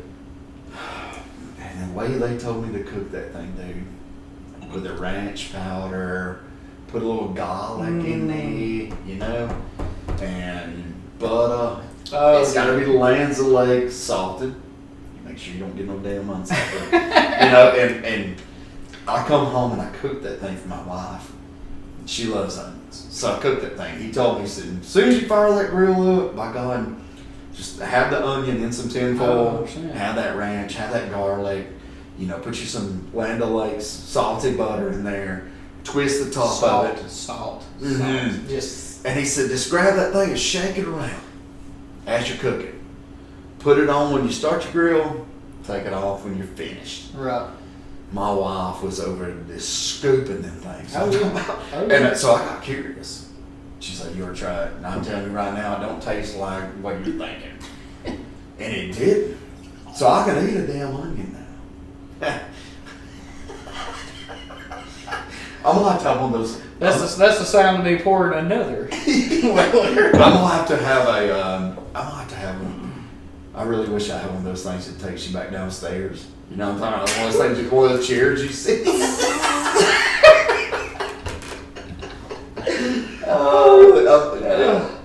I need one. Yeah. This is bad for me. Well, hell, it's good for you. Is what it is. And you know what we proved? It's gotta kill a lot. You know what of we shit. proved? You Blood can pressure. drink. Is my face red? No, I don't. no, My ears? no. Are you sure? Yes, I'm dead serious. They may feel like it, but they ain't. No, I ain't feeling nothing. I bet you ain't. If you are, you won't be a little bit. That's just like what the back of that koozie says. I love this, man. This hat and stuff you gave me too, dude. We can. SK, What does it the say? mixer. I already forgot what it says. It says, we can fix your problems or at least make you forget about them. The fixer. Yeah, there you go. So tomorrow morning I'm gonna wake up and I'm gonna go, hey, did Daniel come? Did Daniel come over? Did we do a podcast? Nope. It was all just a And I've always known you as Daniel. Yeah. Yeah.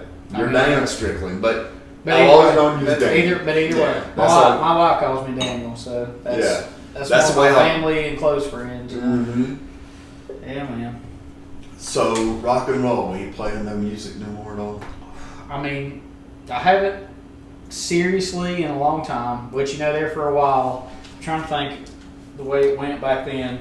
So back in high school, I was in a band called Illusion, and that's when I was with Matt Hallmark. Remember, he come out and he battled O'Shawn. He passed away. He passed away in a car wreck. That's terrible. That was a rough night, man. Yeah. He was Such he was a touring with remarkable- Aylwin, and they were like doing music videos, all kind of crazy stuff. He was. And I was home from boot camp, and I had to sit there, and I just talked to him on the phone. He was coming there to come see us. We was having a party at their house, and I had to sit there and watch the state troopers tell his mama that he was gone. And that was a rough ass night. That was my best friend in the entire world. That dude right there, dude, could He shred. He could guitar. shred. He was insane. He was a prodigy, man. It really was. It was like a. I don't think there's anything that dude couldn't play. Dude, he was If he couldn't play it, he hadn't heard it. Because he could listen to a song and play it. yeah, he was something else. Man. Hands down. And that's his name was Matthew Daniel Hallmark, and I named my oldest son Matthew Daniel Stricklin. So that was after cool, yeah. because he was something else. Hallmark, on me. man, he was a bad ass. He was crazy, bro. dude. But you know what else about him too? It's cool. He's humble as shit. Yeah, he was so humble, dude. And most time I It'd be like, oh man, you're good at the guitar I had to slide. pull it out of him. He go, man, I don't want to do that.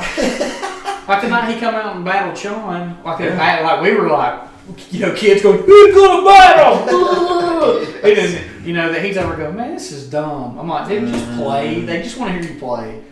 Yeah. But then we had, after Delusion, we had Hedgerow that we messed around with. Yeah, we did. We tried that one. That was What's the percentage you think? If you were a kid learning the guitar, it would have to be like 0.00001% that you might get to play in a pretty good band. Maybe. There is so many talented musicians. It's crazy. If you got a kid out there and you think you might want to turn them into something, drummers and piano, man. The piano's just such a lost art. If I could play Don't Stop Believing right now on the piano, no shit, I would strip myself naked. Oh yeah. I would take my whole clothes off.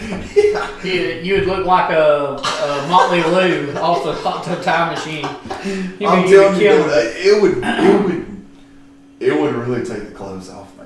Trying to think. After Hedgerow, I had The Morning After, which was my band I was on the. But you got into country, right? Didn't you get into the country because you were singing stuff? But then I was in Virginia. That's when I had that. And it was called Trailer Hitch, and it was with Chris Garrett. Because you've got a good country voice. See, that's one thing about me, man. I can't sing for shit. Dude, I had my Garth Brooks mic and everything. I got pictures of us up there. I had the pearl snaps on, which at that time, you know, I weighed 128 pounds. So I'm up there just bebopping around and doing my thing. And packing weight when you get older is just kind of like well, you have kids, and it just goes like this. I look at myself naked in the mirror when I get out of the shower and go, thank God I'm married. I would last 5 seconds in the real world. That's why right now, I told you earlier, I look like fucking Tom Hanks from Castaway. No, you look like Theo Vaughn. You look like Theo Vaughn, so you look like Theo! I look like Theo Vaughn inside a shirt. Like, dude, I'm telling you, like, getting older sucks, man. It does. It does. I find myself now where I'm blocking out days. Like, I'm like, all right. So, like, tonight I may tell my wife. Sunday I'm taking a nap. Like, I actually plan that shit out. Oh, you got to. Because if you don't, but then you got to get her to agree to it too. Hey, oh, yeah. Take a nap. I do like taking a nap. Hey, kids, we gonna take a nap? I want to go to the trampoline. Oh, God. Okay, listen. You man, go to they're gonna get you going. You just go right ahead and go on. We're gonna go lay down for a minute. Yeah, I really do. I block it out. Oh, dude. I'm like, yeah, well, you know what? Sunday, after we get back from church or whatever, by God. I said now in my future. How do you know? Well, I'm gonna turn on golf. There it is. Watch about 8 swings. There it is. Yeah, Tiger's down. I'm down. And you wipe back. The Tiger's up, I'm up. The Tiger's down, I'm down. I mean, I wear golf clothes all the time. I don't even really golf. I mean, you give me 3 or 4 mulligans a hole, I'll beat the hell out of you. No shit. 3 or 4 a hole. Yeah. I didn't say a round. I said a hole. You know how to shoot the 70s? Yeah, I sure do. Don't play the bag nine. I ain't playing at all. You don't play golf, Vinny? I do a little bit, but there ain't enough to know. It's a beer drinker sport. One I did forget about on my music was Cold Rain. Oh, yeah. We started to play Rock South. I was fixing to say, y'all played some big venues. We were on Renegade Radio Nashville, signed up with them. We played the Fontenelle Mansion, opened up for Megan Lindsay, Still Magnolias, opened up for Hank Jr., Jamie Johnson, Sarah Evans, Scott McCreary, the Band Perry, a bunch of people. That's a bunch. Jamie Johnson was a cool dude. I was fixing to ask about him. It just seems like he's just it was just like me. It's like me and you sitting here right now. He don't care about nothing. He's just him. He's not a celebrity in his head, and he thinks it's crazy. Anybody who thinks he's, that's why I love him so much. He was Hank was a pistol. Really? Oh yeah, he threw the microphone at the drum at the end, and then come down the steps, and yeah, he was ready to get out of there. Which him and Coleman kind of has a love-hate relationship because he lived there for a long time, and I think he used to get wild. Was it James R. Smith? And James R. Smith and I would have loved to sit and talk to him for a minute because he's Hank, bro. What was the older man's name? It was a Moon. He made mandolins and stuff. Oh man, I can't remember. Harlem Moon. Maybe Harlem Moon. That sounds right. That sounds right. But he wrote "I Got Rights" with the Mary Carter Paint Store in it, right there in Coleman. Dude, Mary Carter stuff. Oh, dude. Small town. Still there. Small town. Okay, I'm gonna tell this story. Go in there and get everything you need. Oh, Hanky Panky used to go in there. They called him Hanky Panky. Oh yeah. Well, I was in there one time, dude, and I was so impressed, man. I didn't even lie. It just almost floored me. There was a kid in there, and they were buying him like a Zetco 33 or something. Like I'm say maybe 5 or 6, maybe. Didn't have a clue about fishing. Was just in there.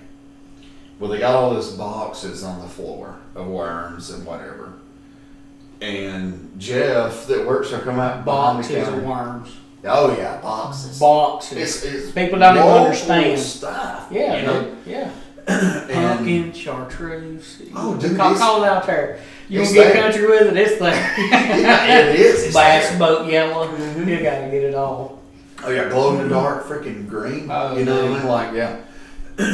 And I'll never forget. At Mary Carter, he walked out, and he said he gave him a brown paper bag, big enough to put one of these whiskey bottles in. Fill it up. And the kid said, fill it up. Yeah, any of those boxes all the way across the floor, fill it up, you can have it. Getting kids into fishing. Oh yeah. Sometimes all it takes, man, is just like A little push. that's it. And you might not, a lot of these A kids little ain't got the faith money or in nothing like it, you that. know Just what I mean? let them go try it. Mm-hmm. Yeah, it's like you may play with these and tear You might half tear- the bag up. Yeah. Because I was that kid. But you might catch some. Yeah, and it may turn this kid into fishing. He may be on drugs or Yeah. you know, I mean, like some will. sometimes it is just like something small goes a long Turns way. into something With big. kids, dude, it don't take much. No, man.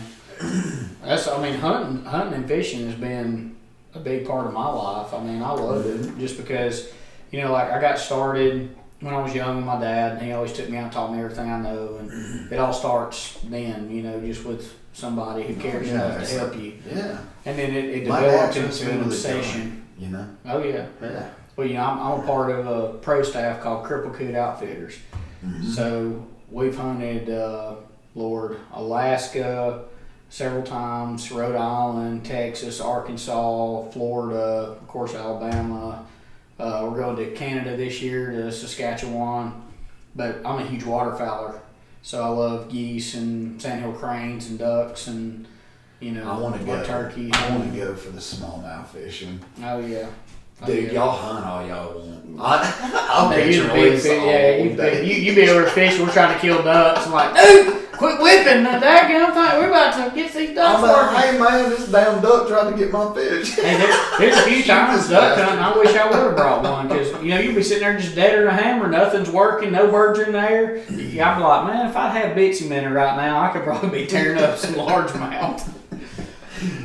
Dude, talking about Canada, man. Dude, I'm excited about that. They say it's a volume hunt. stupid smallmouth fishing. Well, yeah, but I'm talking about them. Yeah, you're talking about the duck hunting. Yeah. Wing mofos. Then you just got. Okay, I saw it recently. You went turkey hunting Texas, right? Yeah, I went to Brady, Texas. I killed three. Tell about killed that, three dude. That's Rios some big in ass one turkeys. day. I killed three in one day. No shit. Yeah, it was incredible. And the funny thing was, we sitting over there, and I had walked out of the house, and I forgot my slate call, and I forgot my box call, and I was like, whatever. And I had this. This shit right here got you the night before. Well, I took a bunch of this because I knew what I wanted to do. It worked out good because I killed them the first day, and I got to drink the rest of the trip while everybody else was The out hunting there. gets in the way Oh, sometimes. they got in the way. Yeah. I said, I'm done with this. I'm killing my turkeys right now, and I'm drinking the rest of the trip. But I had this little call that a guy had made me. It's more of like a novelty thing, but it looks like Thor's hammer. And it has a horseshoe nail in it. And you hold the wood, and you hold slate, and you just rake a horseshoe nail across the slate. And it makes turkey sound, but it's more of a novelty thing. That's fascinating because I've seen the box where it's like. Oh yeah, yeah, a box call or a slate call. Where you got the your stick. But that's all I had that was in my turkey vest, and I'm like, what am I gonna do, man? The first day, me and my buddy hunted together. I killed me a good gobbler off the bat. It was awesome. Just dropped him right there. Second day, there's four of us, so two of us to kill our turkeys, or one. You're supposed to get two apiece, and it gets better. So I was like, I'm gonna take one for the team. I said, if there's A, B, C, D spot, I said, just put me in the D spot. I've already killed one turkey. I'll get my other one later, whatever. Go let those other guys who didn't kill one do it. So they dropped me off in this spot, and this is a place that you can't put your hands down. You can't touch nothing. Everything sticks, bites, gets you. There's cactus everywhere, sticky grass. There's thorns, there's brush. Everything you take, it's gonna get you. Or there's snakes. It's hot. The tree I leaned up against had a bee's nest in it. It was just something every time. And That's when you know it's gonna be good shit. Oh, 100%. Yeah. And that place is right under 200,000 acres that the people own. And it's a high fence area. 200,000 acres though. So people can say whatever they want. I was high fence hunting, whatever. But they had zebra and all that. Dude, it's nuts. It's nuts. So you're just hunting out just like you would anywhere in the wild. Yeah. Well, people always think I like shooting fish in a barrel. Right. And it's But like you take 20,000 Oh, acres, yeah. my God, 200,000 200,000 It's acres. nuts. I mean, My that's family owns That's bigger than Coleman. Bro, it's nuts. It's nuts how big that is. Yeah, And he told us, he said, be I careful. don't know if it's bigger than Coleman, but that's freaking huge. No, it probably is bigger than Coleman. Mm-hmm. Well, you know, he told us, he said, where I'm dropping y'all off at, there's no service. He said, so don't go too far away because I don't want you to get lost out here. We can't find you. So I'm like, hey, this is real stuff. We're about to get western. So I was like, you know what? I'm just going to lean up against this tree. I'm going to be real still so the bees don't get me.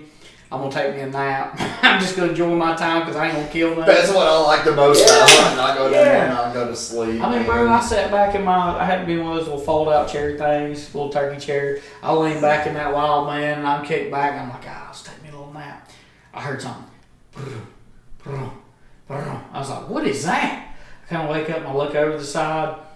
A deer comes just hauling through right in between me and my decoys, just whoosh. And I was like, oh, that was kind of cool. You did.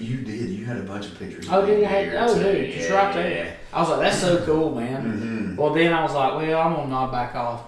I thought, well, before I go to sleep, I might just need to hit that call one time, just see if I hear anything. And so I grabbed that old slate call, dude, and it was just like, you couldn't even make a sound with it. And I said, you know what? I've messed with it long enough, I'm going to give it a try. So I reared back and I went,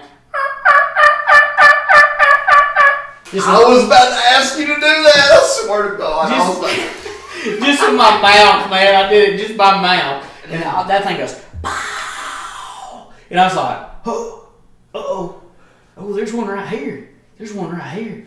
And that's when I started getting excited. And I was like, oh. It would have to mean a lot, man, to be able to call someone. When you do it by mouth, well, not a mouth call, shit, I just did it just messing around. And he called back to me. I was like, okay, boy. You about to get it. Come on with it. And so I sat back a little bit, and I'm sitting there and I'm like, well, I can't adjust my volume as much as you think because I have to push. It ain't like a mouth call, so I have to push to get it out. I'm thinking, if I do it and he's too close, I'm going to end up flaring him. So I was like, well, I'm going to get your breath back. Probably right. Well, I was shaking. You shouldn't have shaking. Yeah. And I was like, well, I'll wait a minute. I was like, no. And when I went back and I did it again, I was like, okay. I just sit back and went ahead and kind of moved my gun up the side, and I saw a little golf ball, that little white head coming through the old thicket. And I thought, there he is. And he turned the corner, boom, big old beard, damn near dragging the ground. Yeah, it was. Yeah, I was like, baby, there he is. He puffs up, sitting there, big old poof ball, just, mo feathers are down. He's just running across the ground, getting it going. He's drumming. Got some, my heart's going. And about that time, I see another little golf ball coming right behind him. And I was like, oh my God. So it was two males? Two huge toms. Big old beards. I was like, bro. It's so weird that time of year, too, that they didn't have any hens with them. Most time it'd be 6, 7 hens, one golf. So they chasing? Oh, kind of like 100%. Yeah. Just like anything. Yeah. And it's like anything. I chase around this house a lot. Yeah, a million times a day. And about that time, that first one, he just hung up. He wouldn't move. And I was like, you punk. About that time, that other one saw my decoy, and he come up to that hen. He ran straight to her. And I was like, oh, you're dead. And as soon as that fan went down, he got out of strut, and I went, boom! Dropped him. Just, there he went. He dropped. He was dead.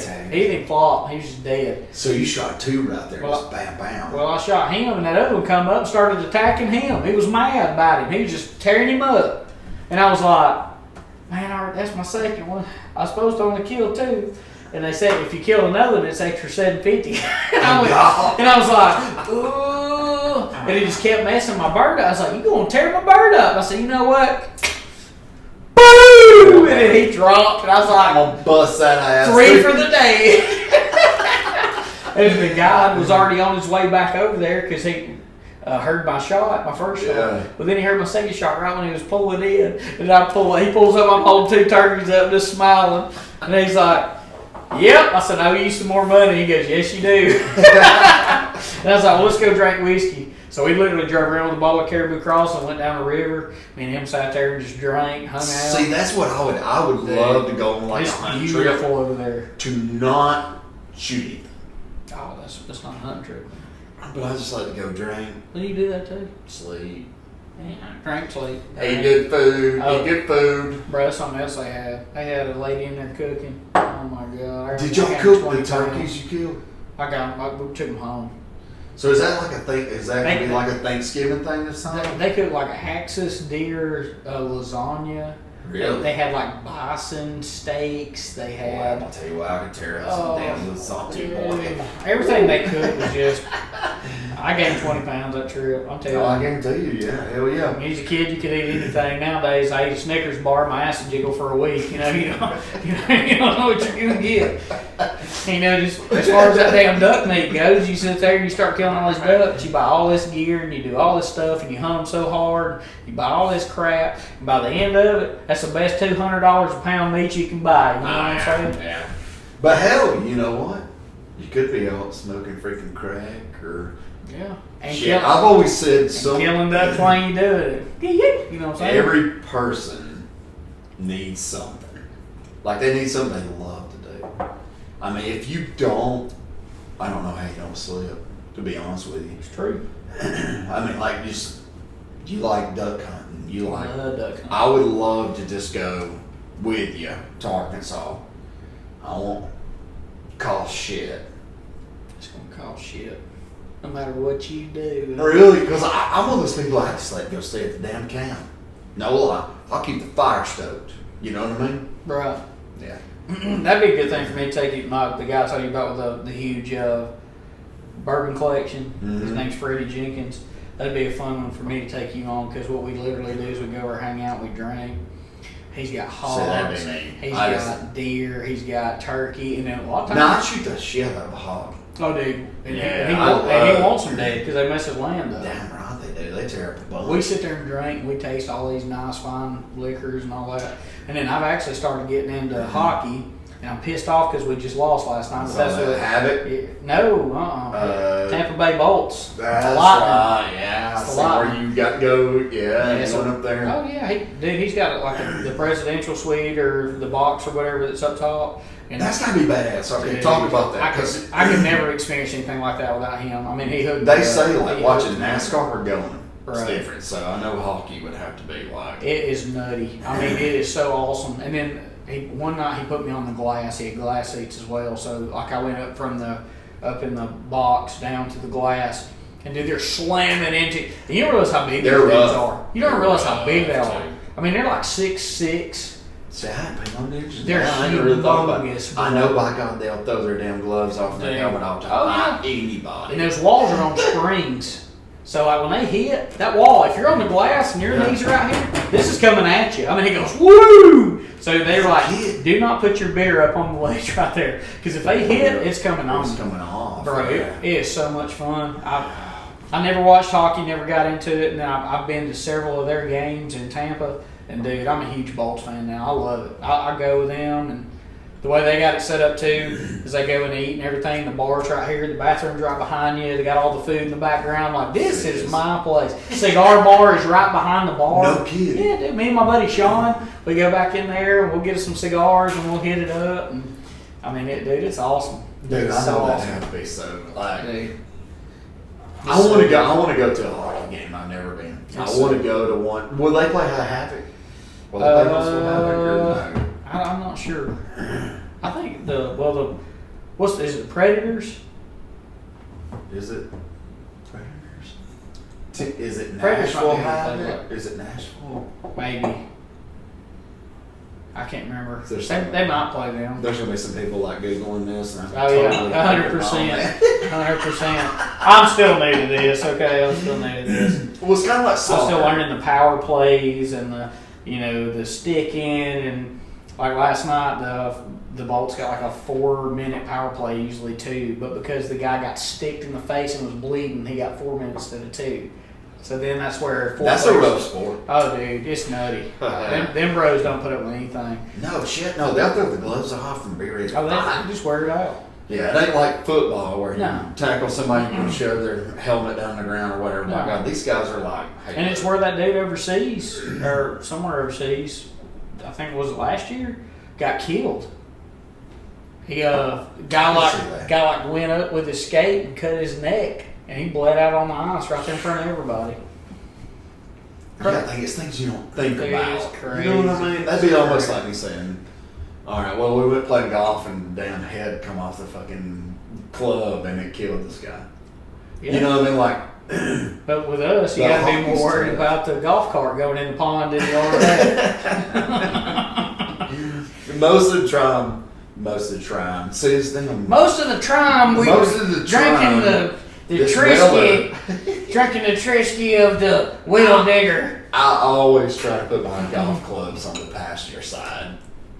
I always I'll even get there a couple minutes early.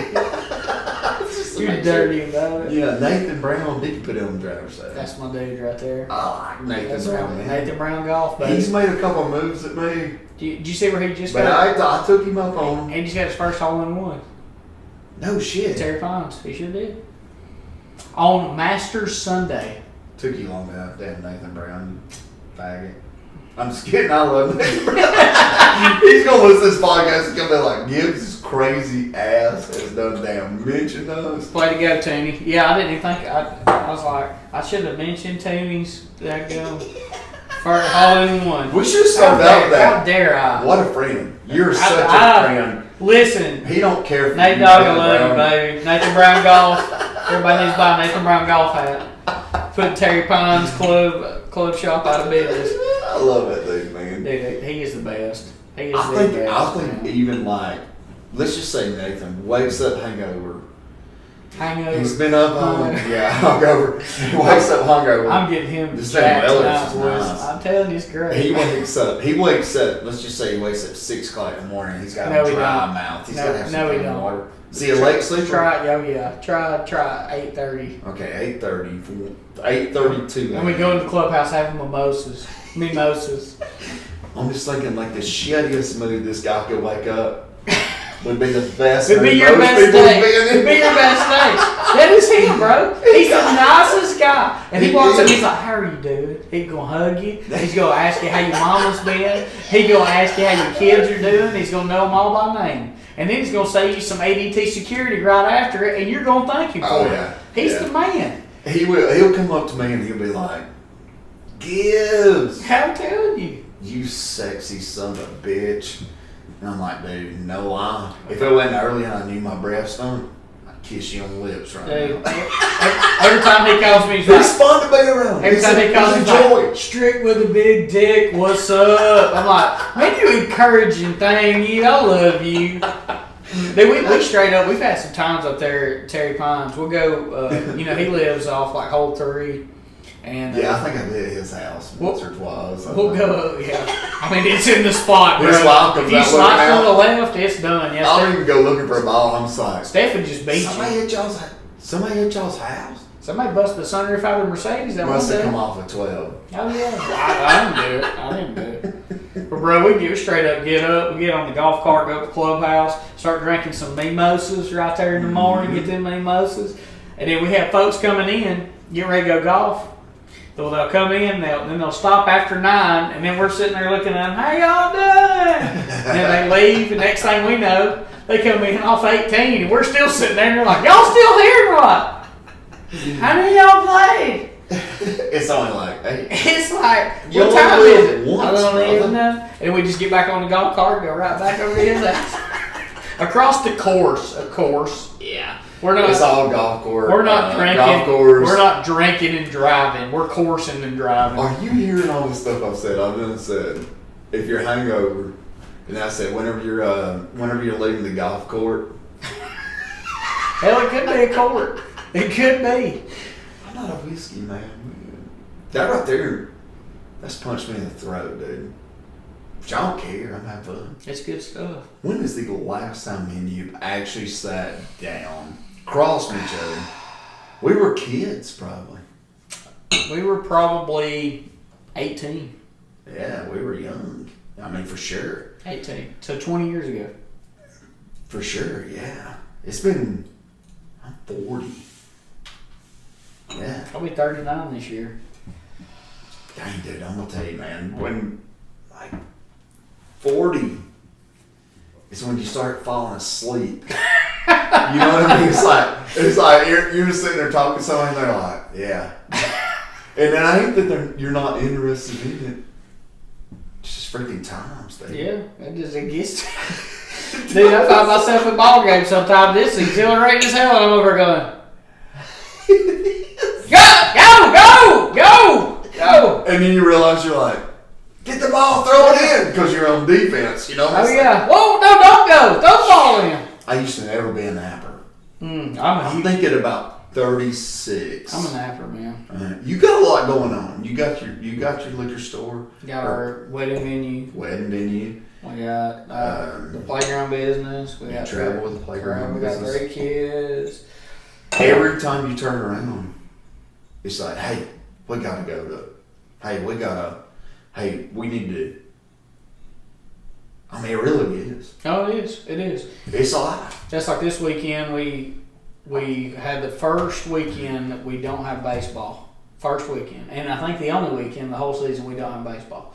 Kids are out of school Friday, so we're gonna drive to Hot Springs, Arkansas, and go to horse races. That'd be cool. Because Daddy gonna gamble and You Daddy gonna bet on? gonna drink, and my dad's going. Damn it! Can I? If I send you with some money, can you just put it on like the 100%. first race, Yeah. horse number 3? The funny thing was, the first time I went, my wife was just hot. She was like, because I love gambling. I love it. I go to all these casinos while I'm on the road. That's what I'm mad about. I bought these fucking phone cards that you just peel the thing off. Oh, yeah. I won $450. There you go. Yeah, I'm here. See, the Paragon Casino down in Marshall, Louisiana is one of my favorite ones. They got the cypress trees inside with that live alligators. I love it. I've won a bunch of money at Choctaw Casino in Oklahoma, LeBair's Casino in Lake Charles, Louisiana. Place. Oh my God, dude! I've been to so many casinos. I love casinos, love them. But anyway, we go over there, and my dad's a huge gambler, so I was like, we gotta go. We're gonna do it. But she begged me, said, well, you gotta go, babe. You gotta go to horse races. So we went last year, and she was like, now listen, I only bet like $1 a horse. And I was like, $1? What is the point of even betting? And she's like, whoa, I won $10.33. and if anybody can't tell, I mean, I'm the money spending mofo. My wife is a penny pincher. She does not want any money to be spent. I'm like, you know what? We live one time. I'm gonna go all out and I'm gonna do it. I don't care. I mean, you can call me whatever, but I got my gold medallion on and all that stuff. I don't care. I'm a cheap ass. I'm not. Shit. I'm crazy. I'm a natural light drinker. I'm like, if we gonna do it, I may end up in a box one day, but I'm gonna have fun while I'm young. But yeah, we went over They there. only live once, though. Yeah, that's it.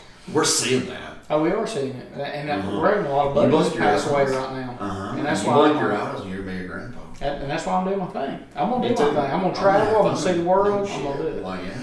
But they had like 10 horses that day that they were racing, and they give you a book, or they don't give you shit. You gotta buy a book, and you can look and see what the people say they think's gonna be the top 3 all the way down to whatever. And there's like a trifecta, or to show, to place, to win, all this stuff. And I learned all that. See, I had to learn that too. And it was cool. I learned that shorter with the dog races. So I started like switching them, where I was like, well, I'm gonna pick their number 3 to win, and then this one I'm gonna pick their number 2 to win, and I'm gonna pick their number 1 to win. I just kind of switched it up. I won first place on 8 out of 10 damn horses. No shit. And she was flipping out. I was betting like $100 here, like $30 here. I walked out there with like almost $2,000.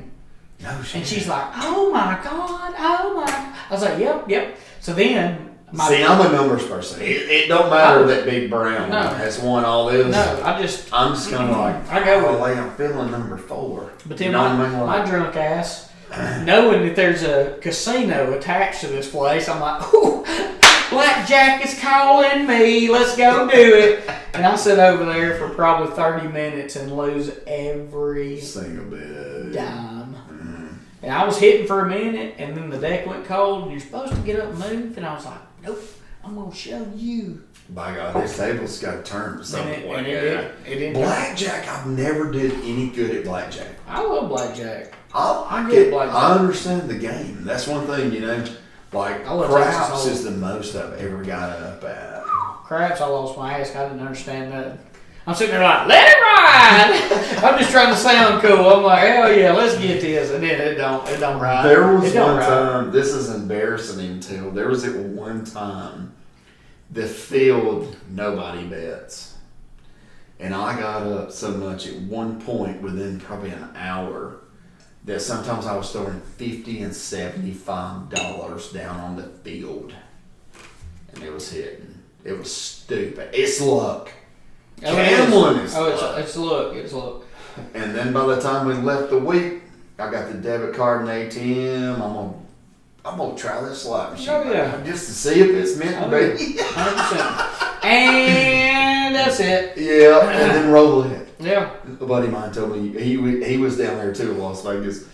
He said, "Man, roulette. Bet red or black or bet black. Yeah, red or black or 00 or all Just throw you a little bit of just throw you a little bit out there." It got ugly. Now, it got really them slot machines, I do, like my old man told me something a long time ago, it kind of stuck with me. He said, one push of a button could change your life forever.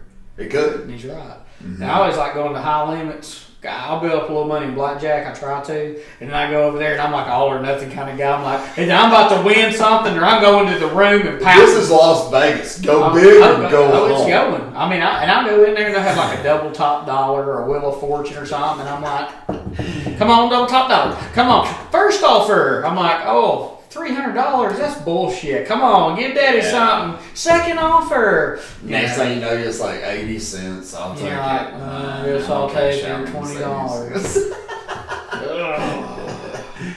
I've heard all kinds of different, like, some people tells you, like, bet the minimum.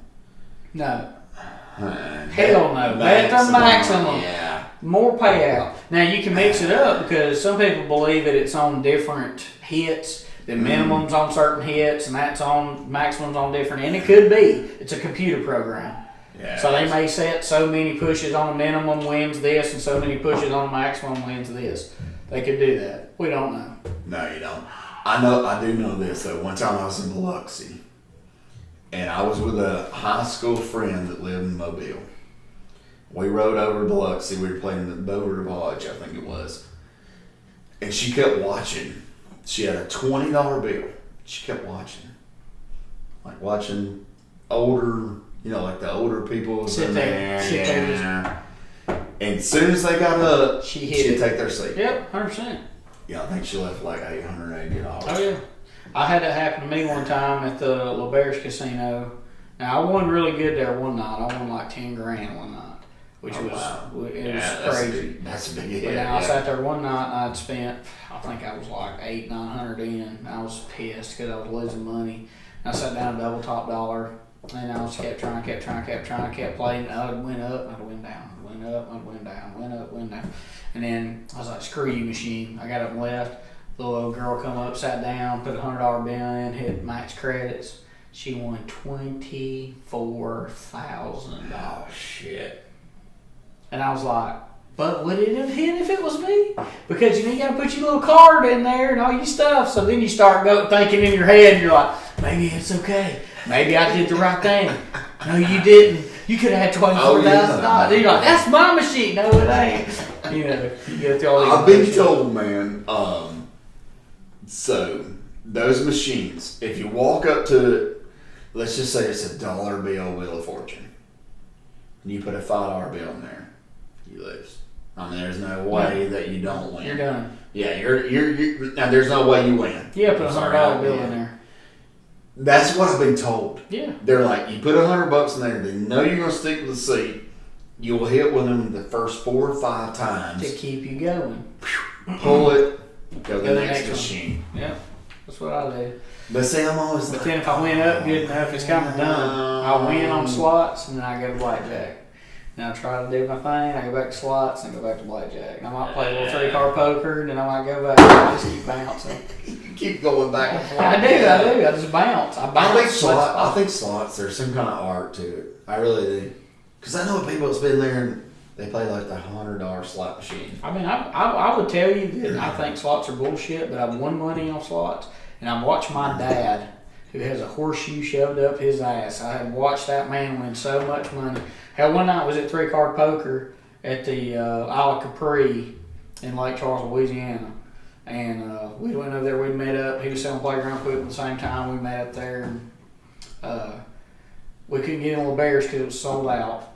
So we went over to the Isle of Capri and stayed. And he had got shit-faced. I was almost there, but not quite.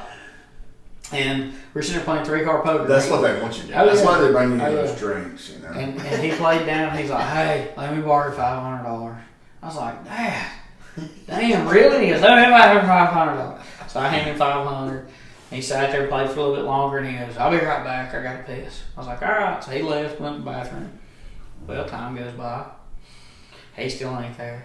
He still ain't there. He still ain't there. I looked at the dealer and I said, "Hey, man, I don't know where my old man's at, but can I collect his chips?" He goes, "Well, I know he's your dad, so yeah, collect them, go on." So I got him, put him in my pocket. I start walking back towards the restroom to find him. He's standing there like this, bobbing back and forth, and there's 3 security guards around him. I'm thinking, he's going to jail. He's already done, he's pissed in the fountain, or he's fought somebody, or he's doing something wrong. He's trying to stick his goober in the ATM. 100%, something has happened. I'm cashing this out tonight. Daddy's coming home with money. I don't know. Well, I look over.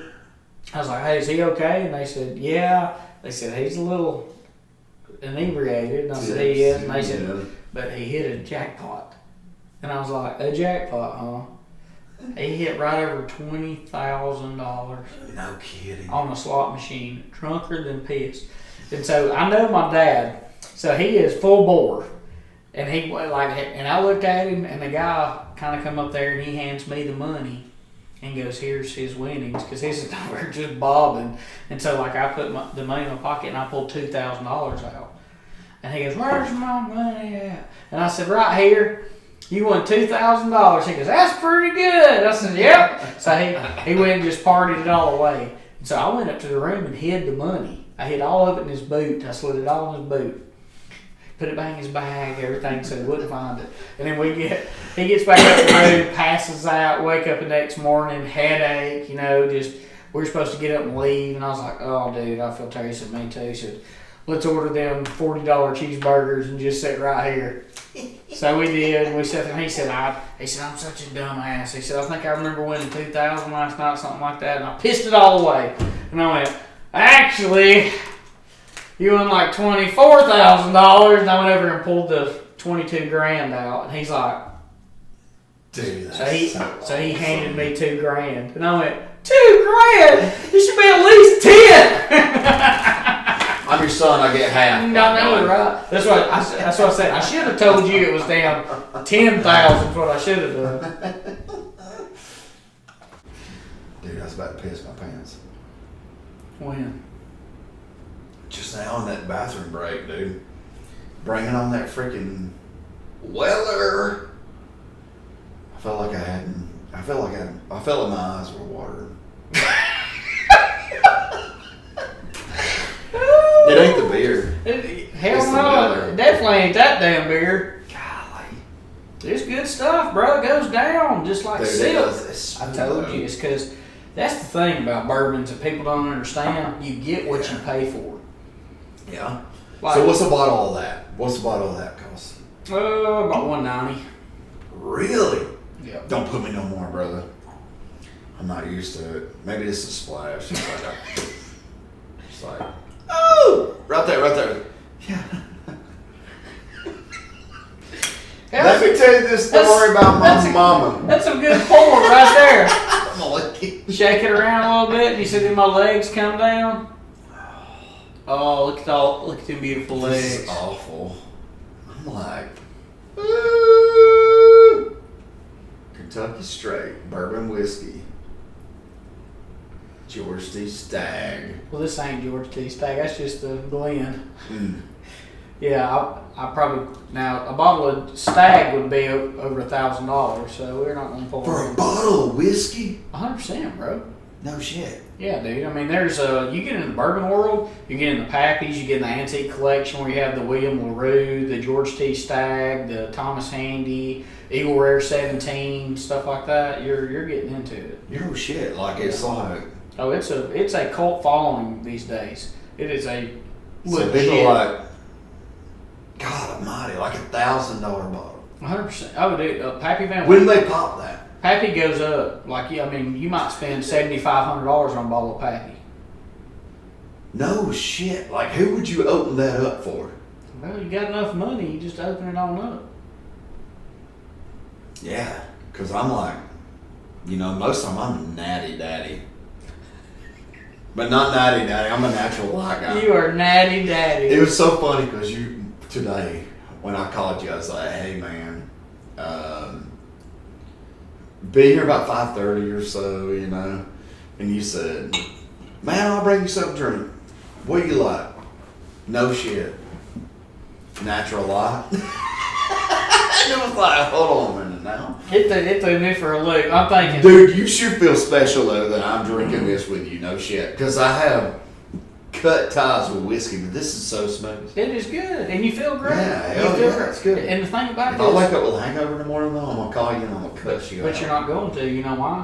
Why? Because you're not mixing that. You start mixing it with carbonation and sugar, Mm-hmm. like Coke, Dr. Pepper, things like that. That's what gives you the headache. That's what gives you the hangover.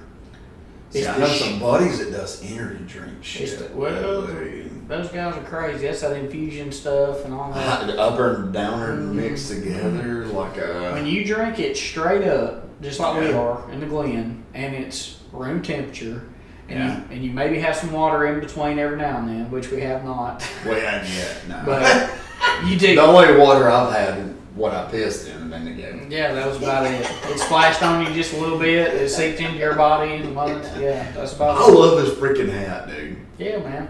That's fucking badass. I'm gonna put that thing up in front of the camera. Look at that. Little Al Capone action for you. Dude, that's awesome, man. Yeah. I designed that. Did you? Yep, 100%. It's good.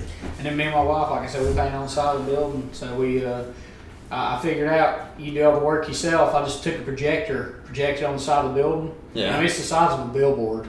I mean, it took us, all day to do it, but man, it turned out fantastic. I love that, dude. Al Capone, I can relate. That's the one reason that I think it's cool too. We're going to Hot Springs this weekend because the hotel there, that was one of the places Al Capone stopped in to gamble. No kidding. Yeah, the original hotel's still there. It's pretty cool. They have like a room that was his. I bet they do. I just bet it's not. That's why I keep asking my business partner. I'm like, hey, don't mess with me. Do you have Al Capone's ring or something in like one of your safes? I was like, because if so, I want to hold it or I want to put it on. Like, I'll kiss the ring. Let me see. I mean, that's freaking awesome, yeah. Yeah, man. I mean, dude, think about like the history there. Yeah, he was a bad dude, man. Dude, just like think about. But I love that kind of stuff. I'm fascinated by it. Like I believe that those days back then where it didn't matter if you were rich, poor, top of the spectrum, bottom of the spectrum, everybody wore suits. All the men had suits on. Didn't matter. They had like a bow tie. Oh yeah, you always had a bow tie or a tie or a fedora. Top hat. Yeah, fedora top hat, bowler hat. I hate Bowler dressing hat. up. But man, I like it to a certain point. I do. fucking hate it. I I ain't gonna lie to you. I like it. Do you really? But I wear golf clothes because they're comfortable, so I can't really say much. Yeah. I wondered if you'd been playing golf today. Yeah, man, I did. Did you? Yeah, I really did. Did you really? No, I saw where y'all got like a bottle of I was whiskey with Nathan Brown. Oh my god. Not really. He don't know how to play freaking golf, dude. He pretends. Yeah, I know. He just pretends. He's a poser. And it just goes. Oh, did I get something? He would not. I guarantee you one damn thing. Nathan Brown would not want to get in the slicing contest with me. I guarantee. No, I'd whoop his ass in slicing contest. I mean, I'd tear him up. You want to play? We'll play. Oh shit, he couldn't even like. There's nothing close. I can almost slice one so bad it comes back to the tee box. Like, Yeah. I have to yell 4, and they're looking down the fairway like, And what who's four- in the fairway? And what 4 really means is the 4 standing to the right of you because they're all going to get knocked out before they get in the golf cart. Oh, it's so much you come back to the tee box. 100%. Yeah, no shit. I have really like, I have roped some around some before, dude, that like come all the way back to the damn tee box. Oh yeah.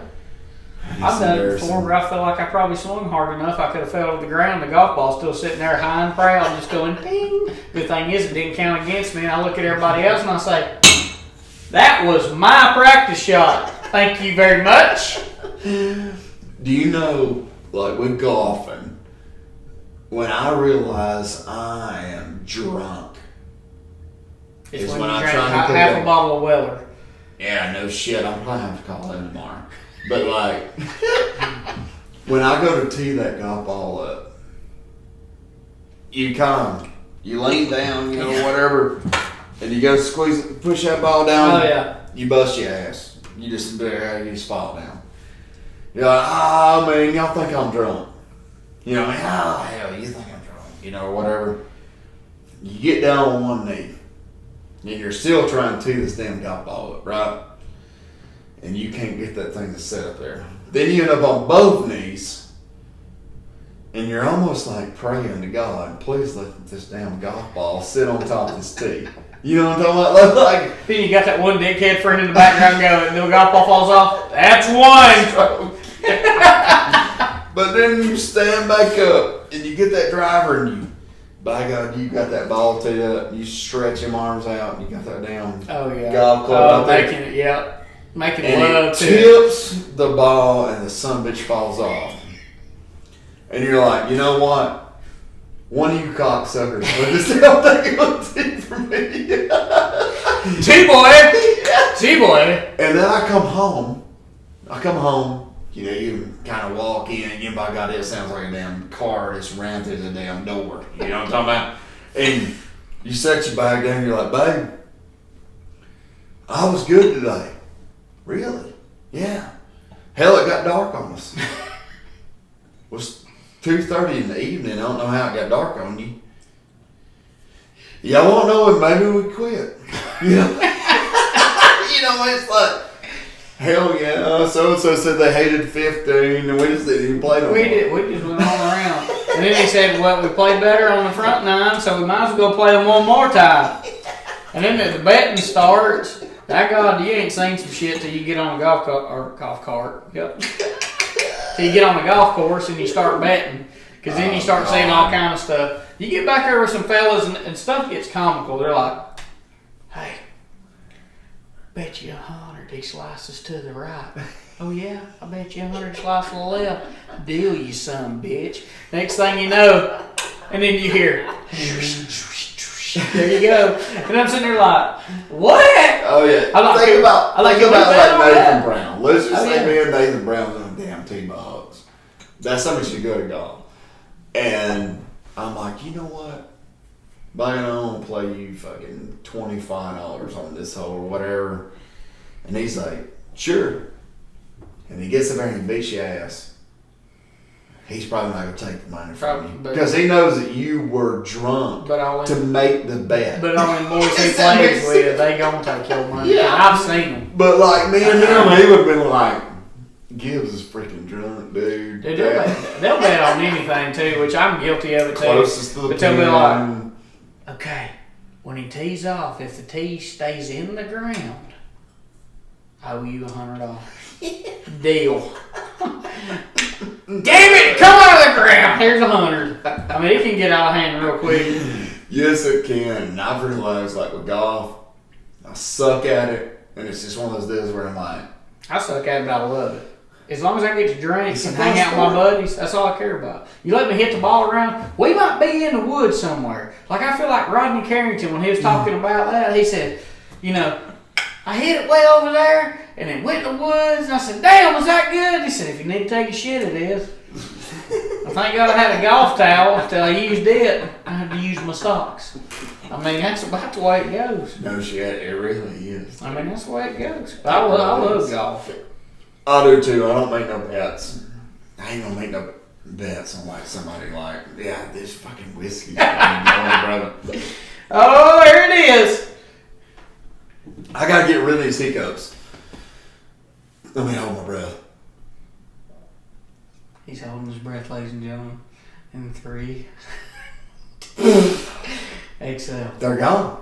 No, you didn't hold it 3 seconds. You only did it 2. 1, 2, 3.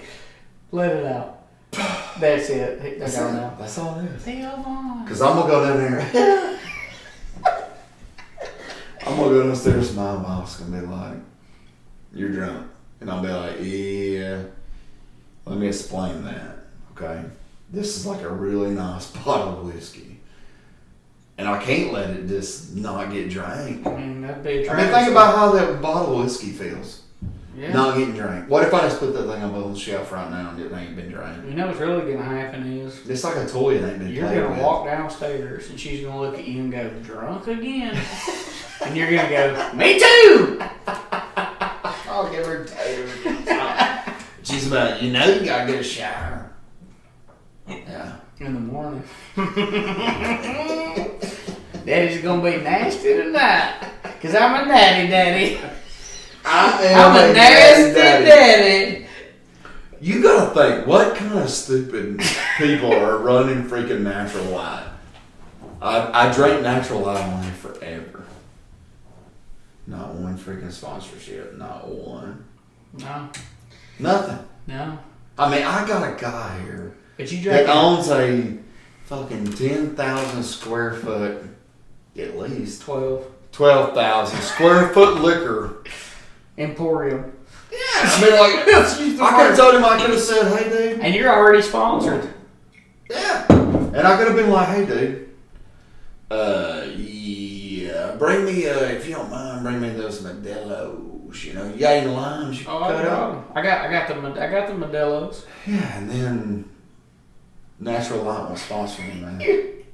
And you said, I asked for that. no, man, I'll take a Natural Light. And I said, no, you won't. You won't be a natty daddy. What you gonna do? I'm gonna bump that alcohol content up to at least double. We're gonna have a good time tonight. I didn't drink any of them because we've been sipping this whiskey, man, and it's been... I told you sipping whiskey. That's why I don't shoot it. It's good. It is. It's okay. I'm not going to lie to you, though. Sure as hell ain't Jack Daniels. No, the weather, it's amazing. So, Is that your favorite? Weller? What's your favorite? What's your favorite? Name three. Your favorite whiskeys. You're going to sit down, you're going to smoke a cigar. It's on a damn Friday night. You ain't got shit to do over the weekend. You're just going to sit and... Weller CYPB. Mm-hmm. I'm going to go for the high end. Middle of the road, I'm going to go for Penelope Architect. Never heard. And Is then that all the same? No, these are all different, right? they're different. Mm-hmm. And then lower end of the spectrum, that's more like affordable stuff. Bid and Tucker Double Char. What does that mean, double char? So the barrel was double charred inside of it. So when they let the liquid lay in the barrel, it has more of the deep oaky taste to it. Kind of smoky, or is it kind of smoky? It's smoky, yeah. See, I can see Very, that. very, Where very you're good. Now I'm a big old fashioned guy. I like old fashions, but they have to be exactly the way that I want them, and I do like them smoked. And my buddy that has the Speakeasy in Albertville, his place, they know how to make an old fashioned. That plate, oh man, it's so good. Really? I sit there and drink old fashions all night. What is that? What place are we talking about? Busted Oak Bourbon Society, Bob's. Talked about that earlier. Yep. Yeah, he's come on here tonight and gave me some of that whiskey. I didn't care. I'm kind of caught up at work anyway. He ain't gonna be there tomorrow. Mm. Y'all might as well just know he ain't gonna be there. You said I wouldn't get a hangover, You're not. so I just got to drink that much water. But you're So supposed I to be, can look you're into supposed to be water. drinking some water though. Well, no, because we already had like 3 or 4 of these, so you would need that much water at least. But So I we're need supposed to to- be drinking them in between. So I need a milk jug of water. Don't drink milk. Hell no. You need water. Don't drink milk. Like a half gallon of water. Yeah, just do your thing. You'll be alright. So let's just say, me and you go to a bar and we sit down. We're at Allstate. What do you order? What's your go-to drink? Just say, Smoked old fashioned. would they have it? 100%. Mm-hmm.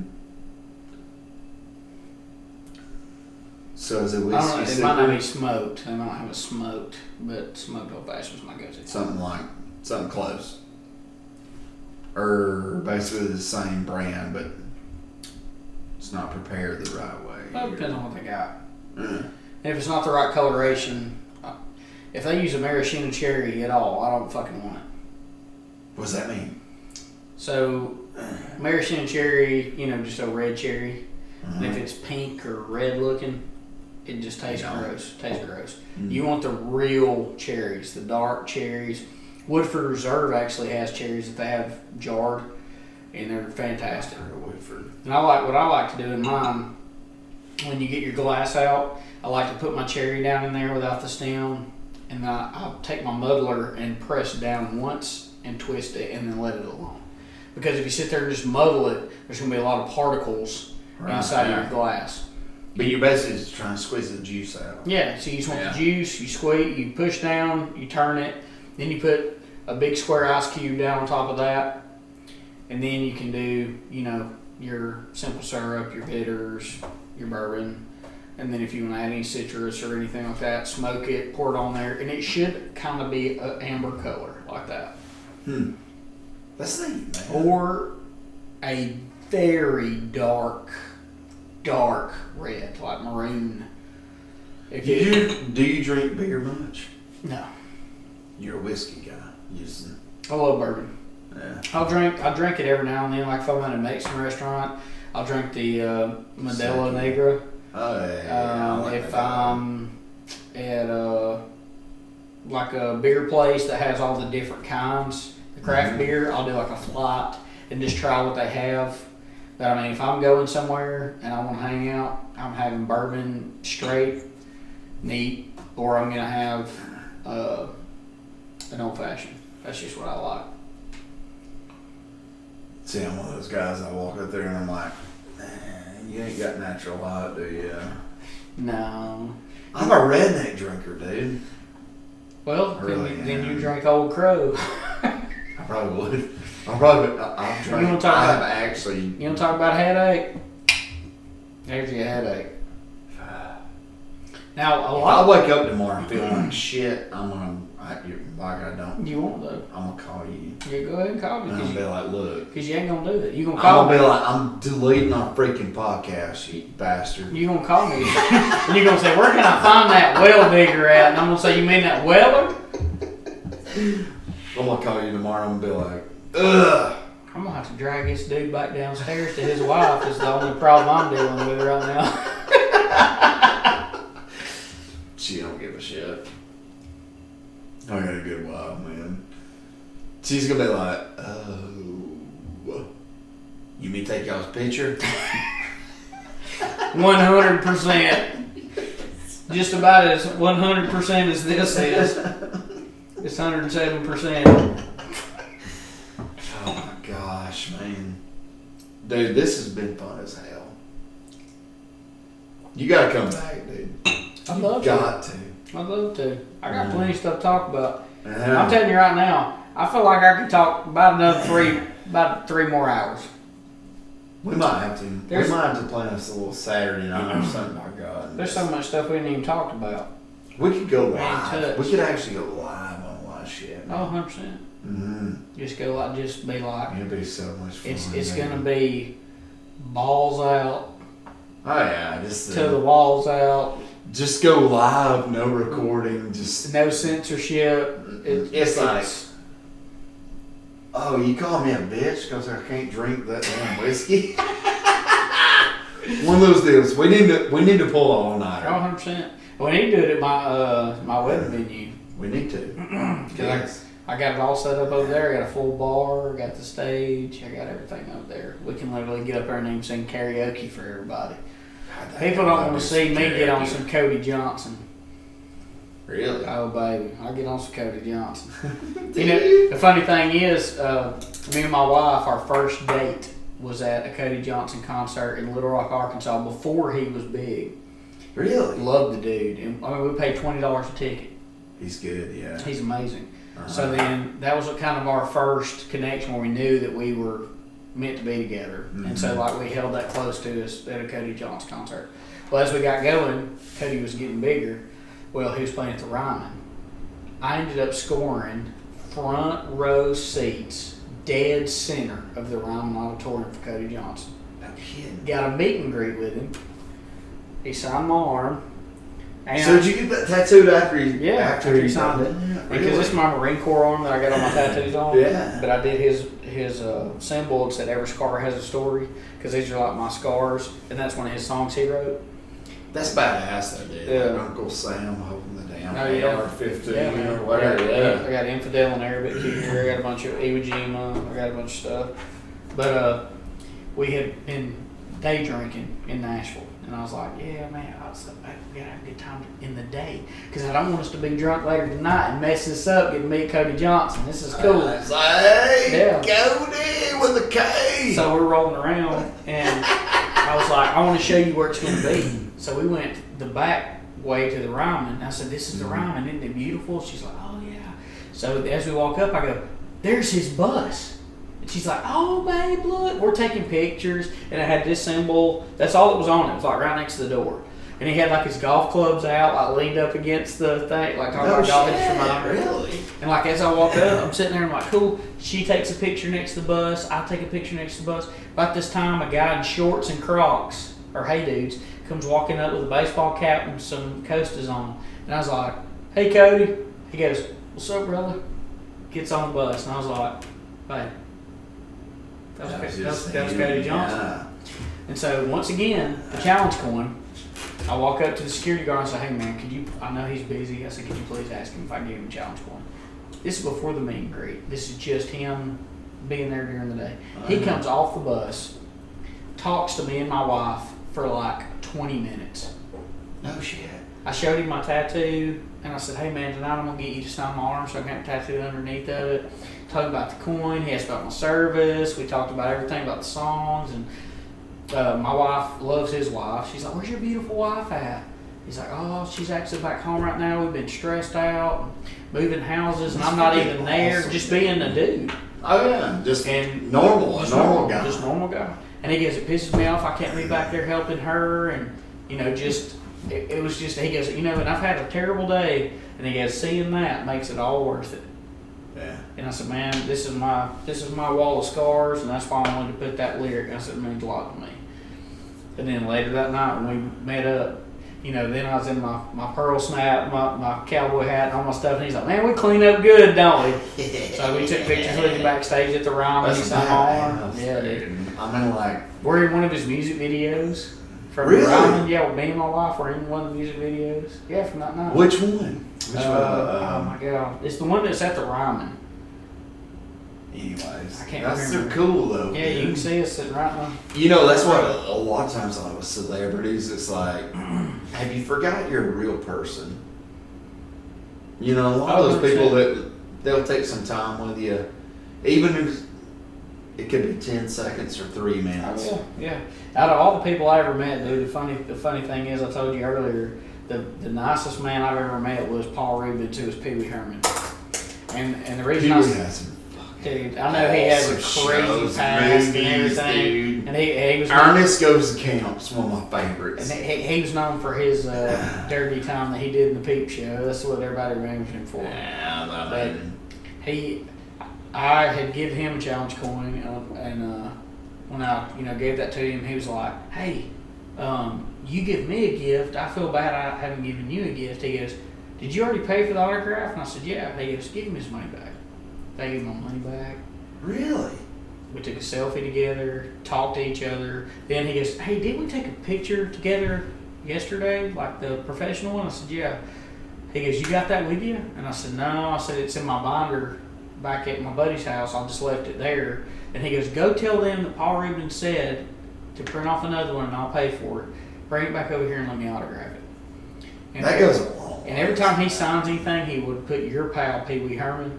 Mm-hmm. He put Paul Rubens, and then he put your pal, Pee Wee. You met a lot of celebrities. A lot, dude. Uh-huh.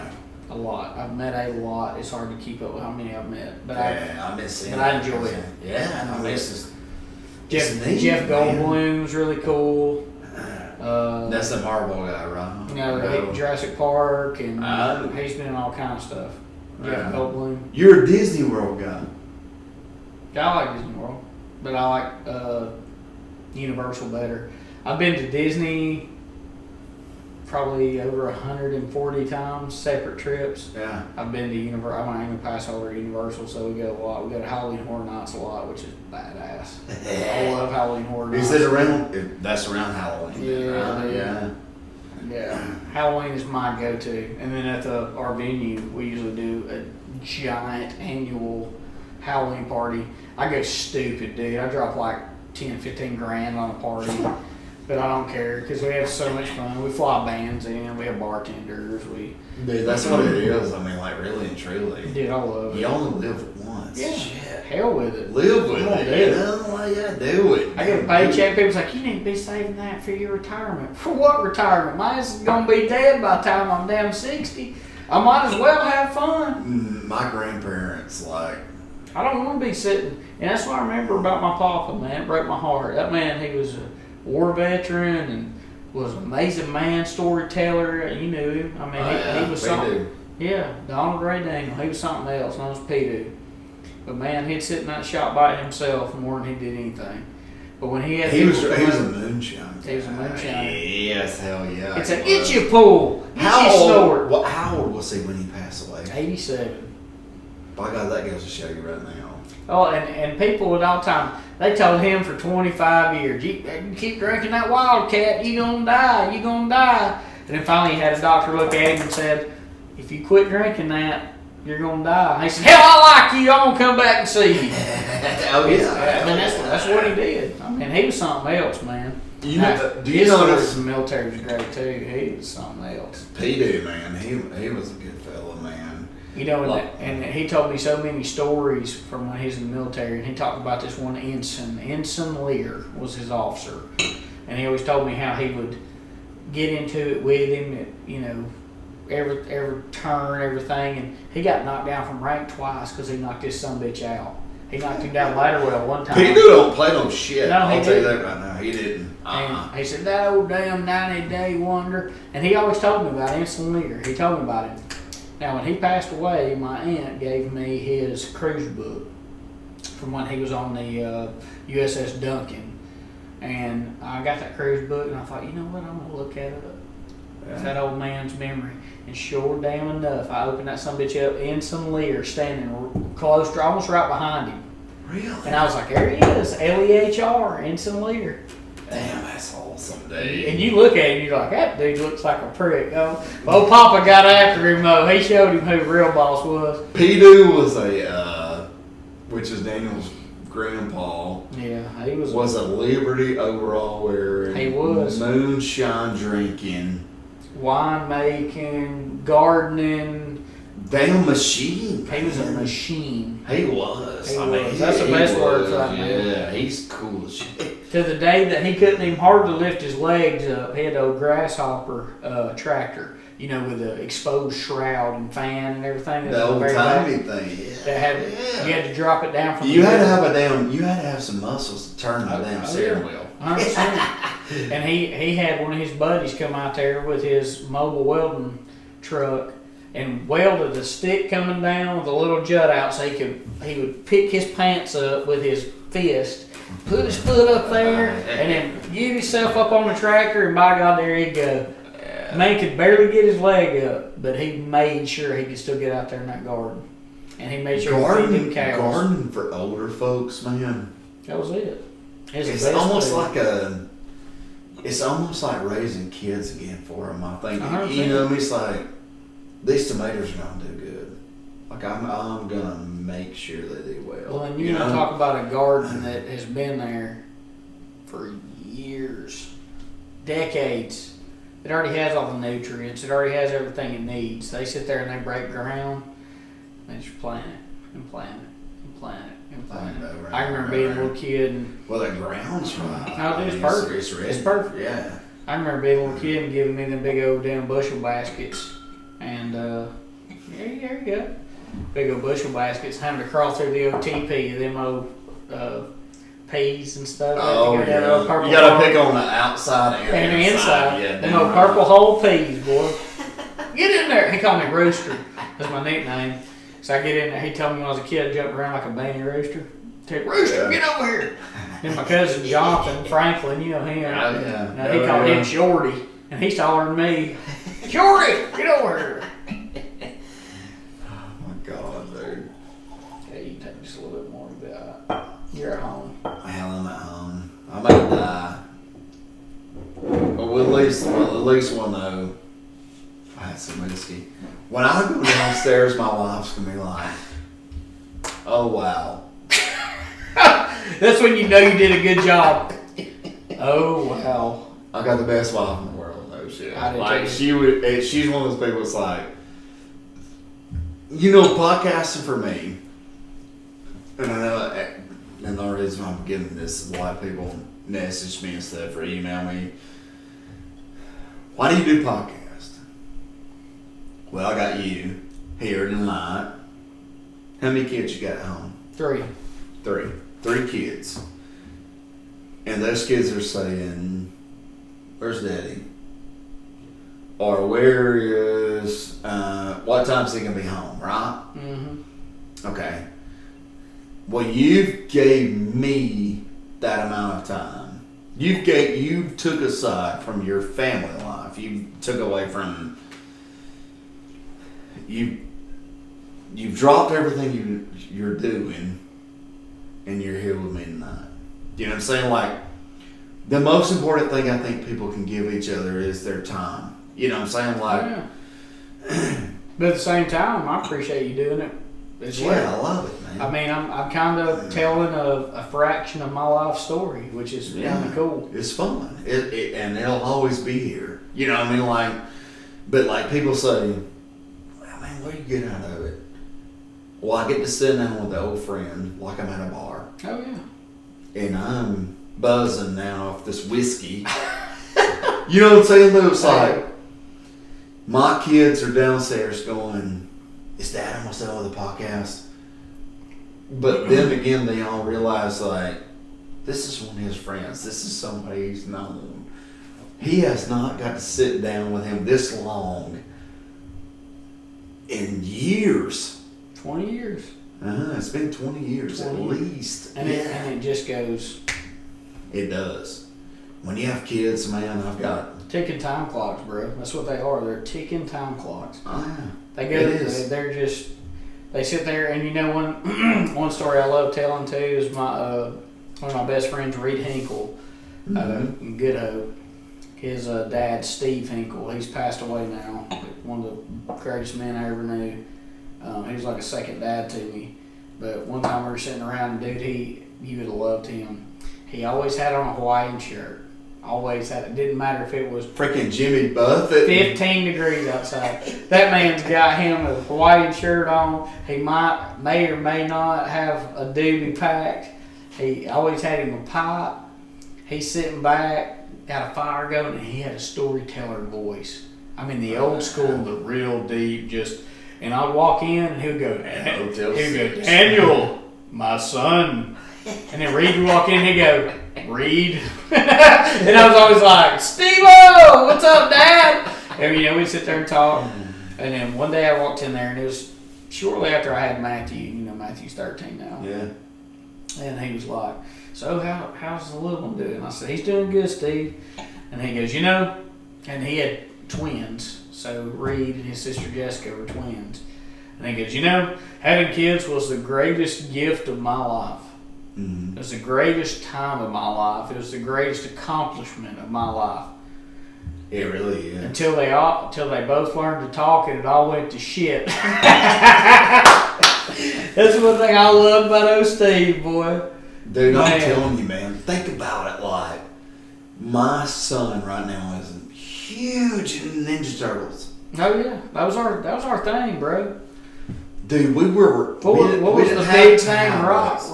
Rocksteady. Rocksteady. Yeah. Damn right, dude. He ain't gonna And the get rhino. What was the rhino? Bebop. Bebop. Yeah, he has Shredder. Yeah, got all these ninjas. Hey, I've met the guy who played Shredder. I met the guy. You know who played Super Shredder? Kevin Nash, the wrestler. And I met him. Not Razor Ramon, but Diesel. Diesel. Yes.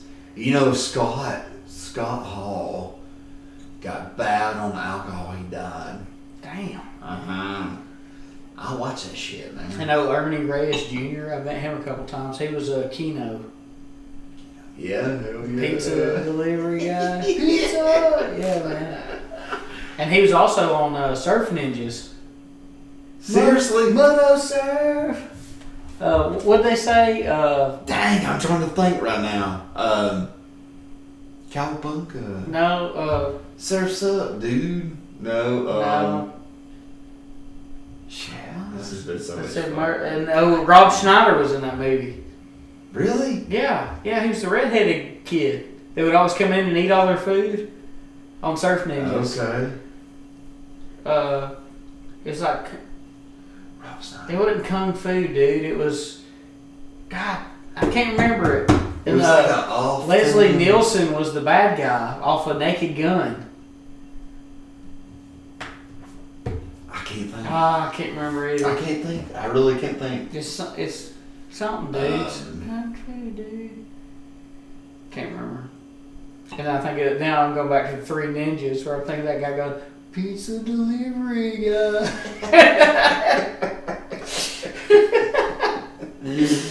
Little dudes, we're not gonna hurt you. You know my son, man.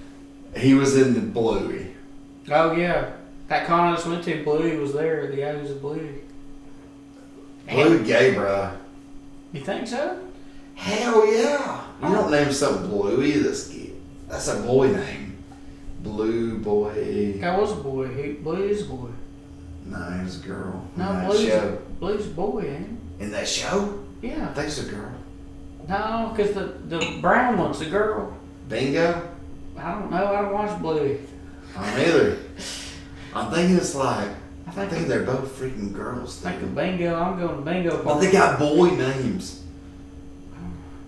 And I told my son, when he come home with those Ninja Turtles and shit, like wanting to get in Ninja Turtles, I said, I can play Ninja Turtles.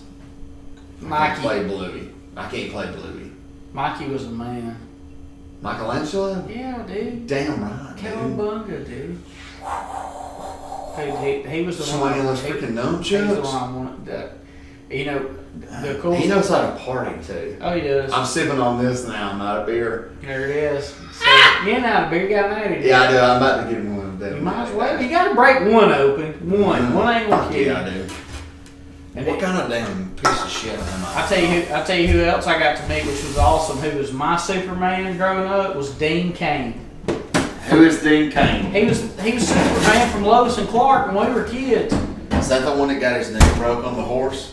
No, that's Christopher Reeves. That's Chris. He was in the chair.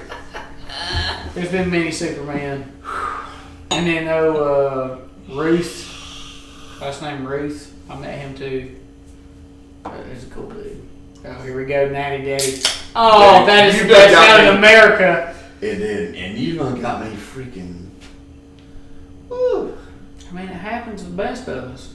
It really You mess does. with a boy, you get the horns. That's just the way it goes. Welcome to the Right, South. I wouldn't change Yee nothing. yee, old son. Let's try this, Natty Daddy. Let me give you this old. You ready for this? There it is. You know what I'm saying? Oh man, they're I'm back. getting They're back. They're back. I'm getting the hiccups. Weller's is kicking my ass, man. You can't hang. Oh, you know what? You got me in the mood. I need to hear. I'm trying to swallow. I need to hear last night. You let the liquor talk, and a chair was thrown. Hey, homie. Last night we let the liquor talk. Yeah. Si, senora. We left the worm back in the van.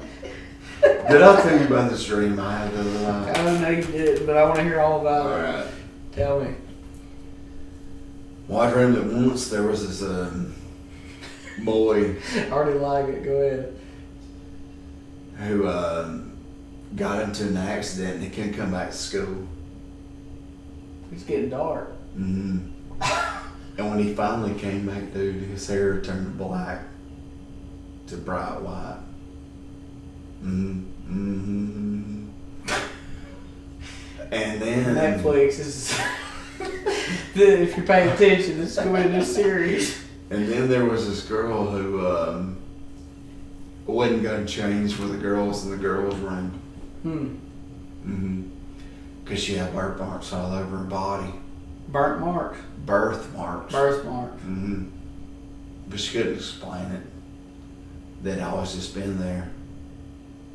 Yeah. But neither one, the boy or girl, or neither one, they weren't mad. Because one kid had it way worse than that. There was this boy. Was it an Alabama fan? Mm-hmm. I figured. There was this boy that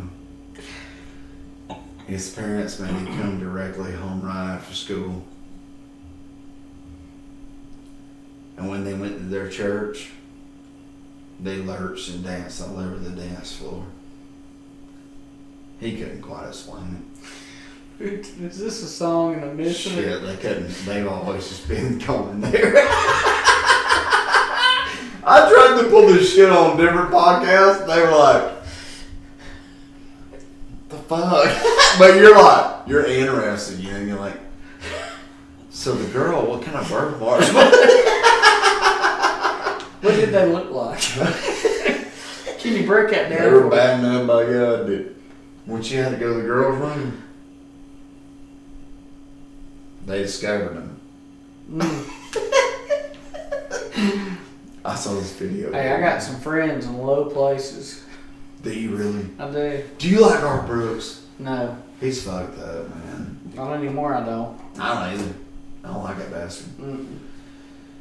Hell, I had a couple of Garth Brooks songs on my damn Musify or whatever it is I use. Used to play it all the time, man. Then he turned out to be what he turned out to be and wants to end everything and just over it. He's weird. He's weird. If he got caught into politics or whatever, Same thing with he Tim went McGraw. over the damn board. Tim McGraw's the same damn way. What happened to Tim McGraw? He wants to preach about not having gun rights. You shouldn't have gun rights. You need your guns taken away from you. And he wants to go and be on a TV show, 1883 or whatever it is, where he plays a gunslinger, where he protects his family with a gun. Tim McGraw, fucking faggot. It's crazy. I said it. Yes, he said it. I said it. Tim McGraw's fucking faggot. I'm here to tell you right now. I mean, why do these people get caught up in that bullshit? I'm not real sure that was a mustard stain on his white t-shirt. I'm not either. Hey, it might have been Joe Biden's fucking load at this point. Could have been P. Diddler's. Oh yeah. P. P. Diddy. P. Diddler. Let's get into this and we got to end this podcast. But P. Diddy. P. Diddler. He's on the run. He's gone. He fondled Justin Bieber. 100%. But He made Michael Jackson look like a saint. so you're 12 years old. You got a voice. You posted a video on YouTube. Hey. What's the other dude? The Goonies kid? Corey Feldman. Was he part of it too?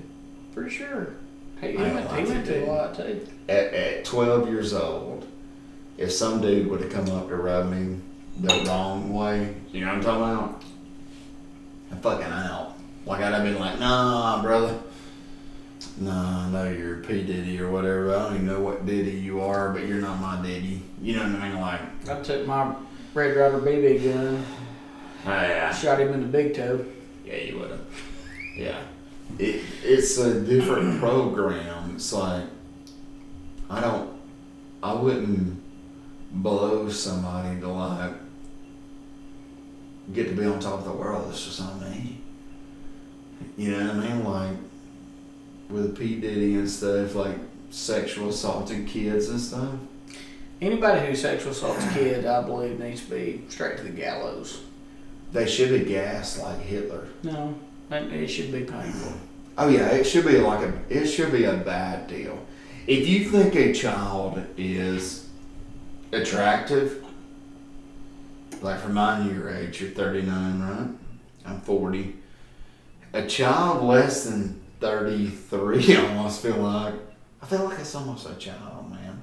Because there was so much I feel like people in their 20s are kids. Mm-hmm. Like I just can't. It's weird now. Like I look How at could you think that's attractive? You couldn't. mind and your mind can't process that. I see my kids. Yeah, we can't process I look that. at it like a protective Papa Wolf. Like I can't help that. That's my protective instincts.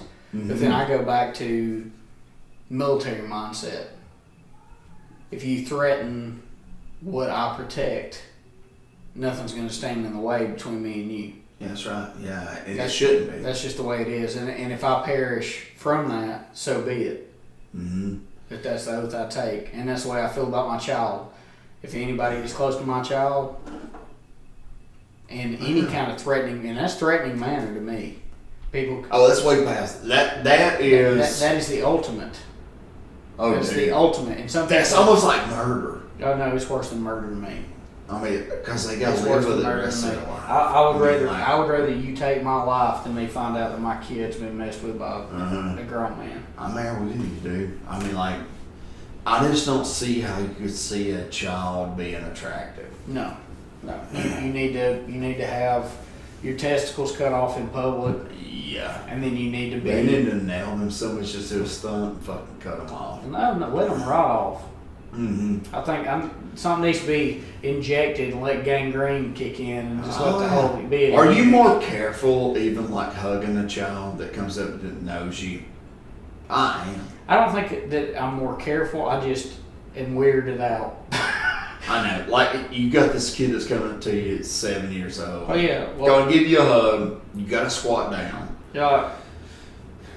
But like the other day at the ball field, I felt weird because we were sitting there watching my youngest play, and one of their little friends was buzzing around, a little girl, and she's pretending to be a little bee. She's pretending to be like a carpenter bee, and she's going blah, blah, blah, blah, and like bouncing her butt off everybody, trying to go down, and you just see everybody kind of going, what? They do. People are scared. You can't even be normal anymore because you don't want to be labeled as one of those kind of people. And they're out there. They're out there a lot more than what we think they are. They're family members. That's what they're freaking. And that's what's scary. You can't trust anybody. No shit. No, you can't. No, when it comes to your child, no, you can't. Like,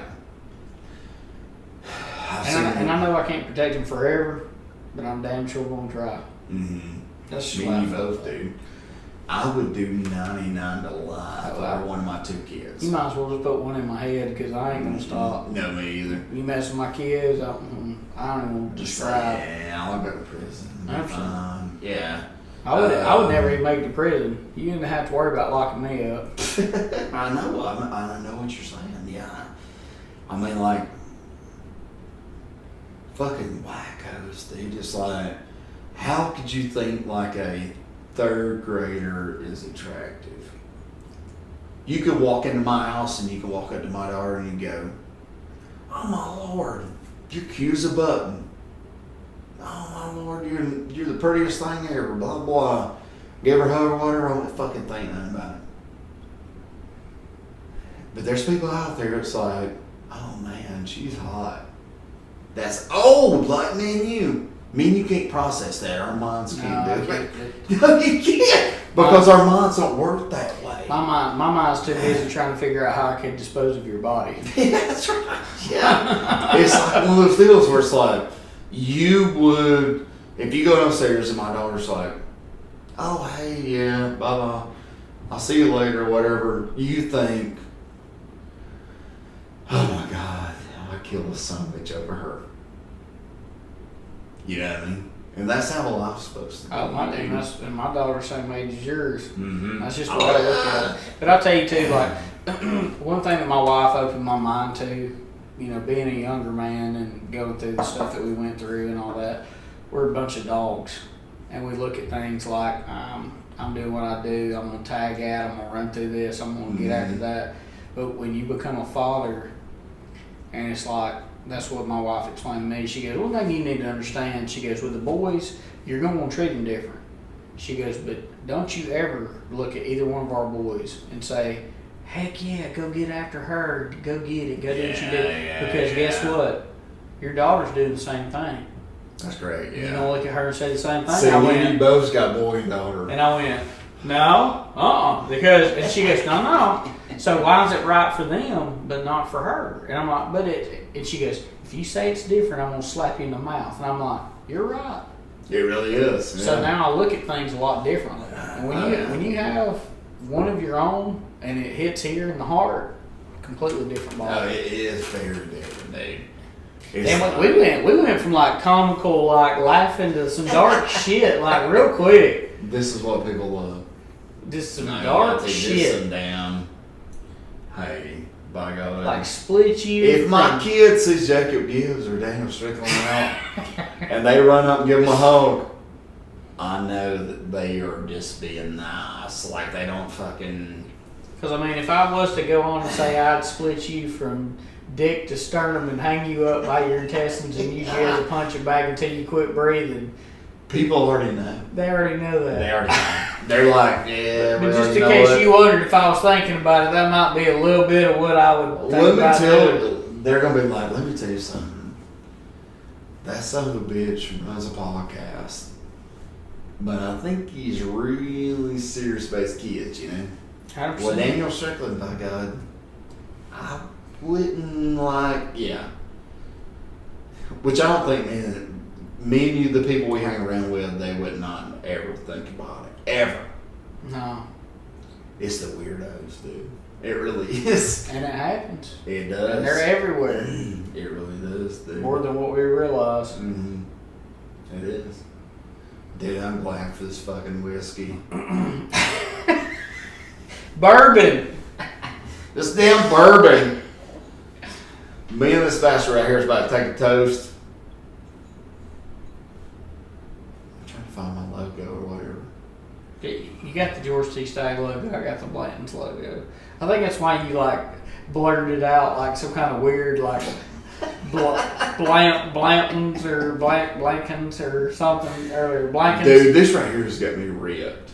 It'll tear you straight up. Like when we go downstairs and take a picture, I'm probably gonna look it off to the side because I'm not gonna downstairs taking the picture. I'm gonna look at one of the kids like, my God, it'll get you right. Fucker, it's been too long. Way too long. 100%. We gotta get together. Oh yeah, we're going to. Yeah, we're gonna bring these kids good and shit, man. It's gonna be fun. Hell yeah, it's going to. I'm gonna take. My kids will be excited to hang out with fucking Theo Vaughn. I mean, you ain't lying. I'm on with it. I got asked 17 times yesterday. They said everybody else I hang out with is a bunch of dog water, and I'm a bozo, bro. You doing too much. I'm trying to think who you look like. Who you been told you look like? I don't know. Tom Hanks. Don't say that. I'm just kidding. That's bullshit. You talking about the same old messing with little kids? Wilson! You look like damn it, man. I look like somebody that's a cool like. You look like fucking Matt Damon.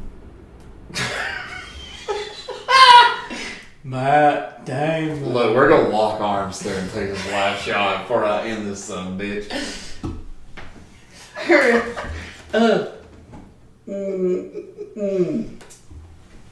I took the smallest sip in history. We just held the shortest gay marriage you've ever seen in your life.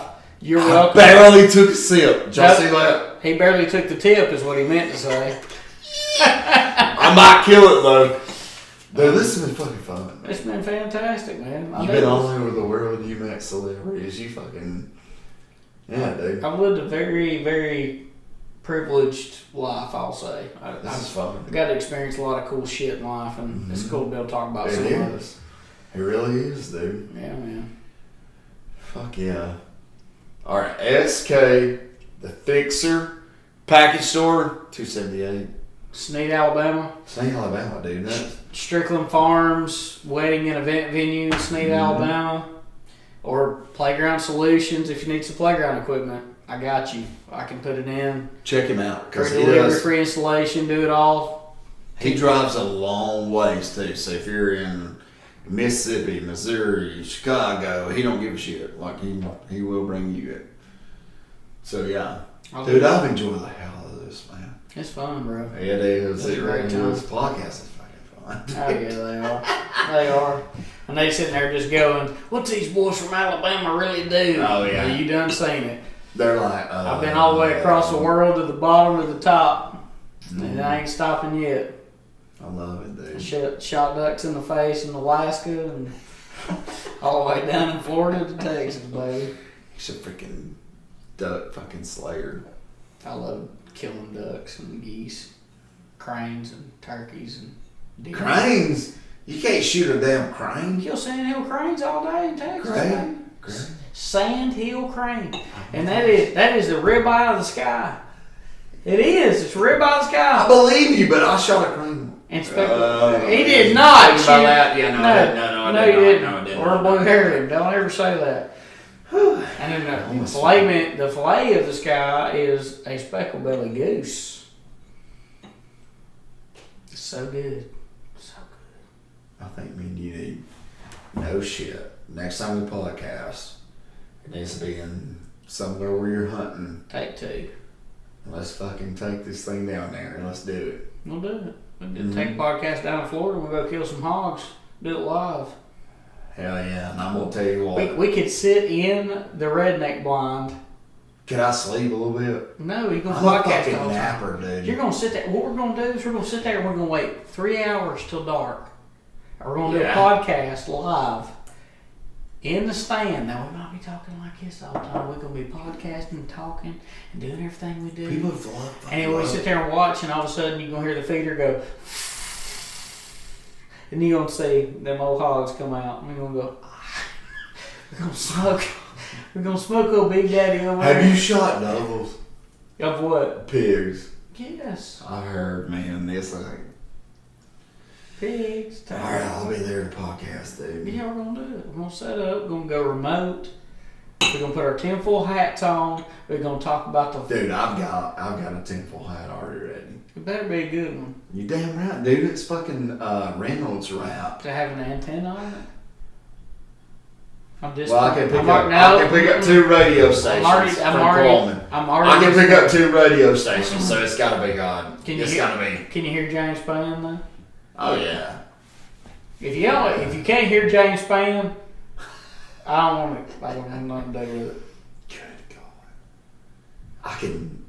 No shit. I picked up 7 radio stations with my tinfoil hat. You hear it in your head? No, it was there for real. Well, Like I turned it up, like with my ear, like I like twisted my ear a little bit, and then we all heard it. If you pull your nose hairs, it change channels. Dude, don't they suck?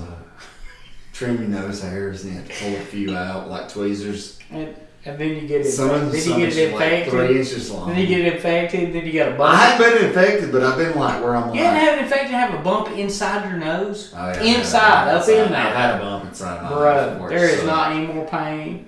It's almost like a toothache. It hurts so bad. The last time We talk about some crazy stuff. You go down. we go down rabbit holes all day. Yeah.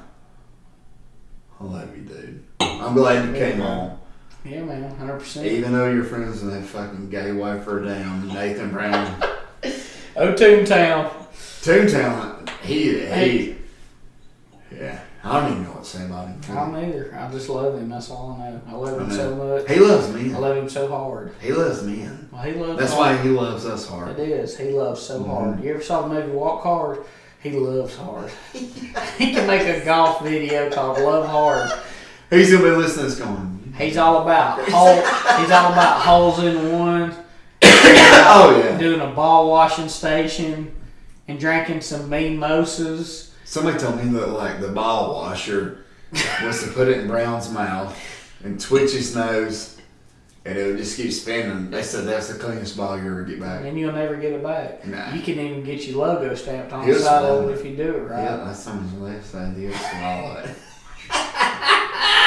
I love you. You've got me drunk, damn it. Well, we did it. All right.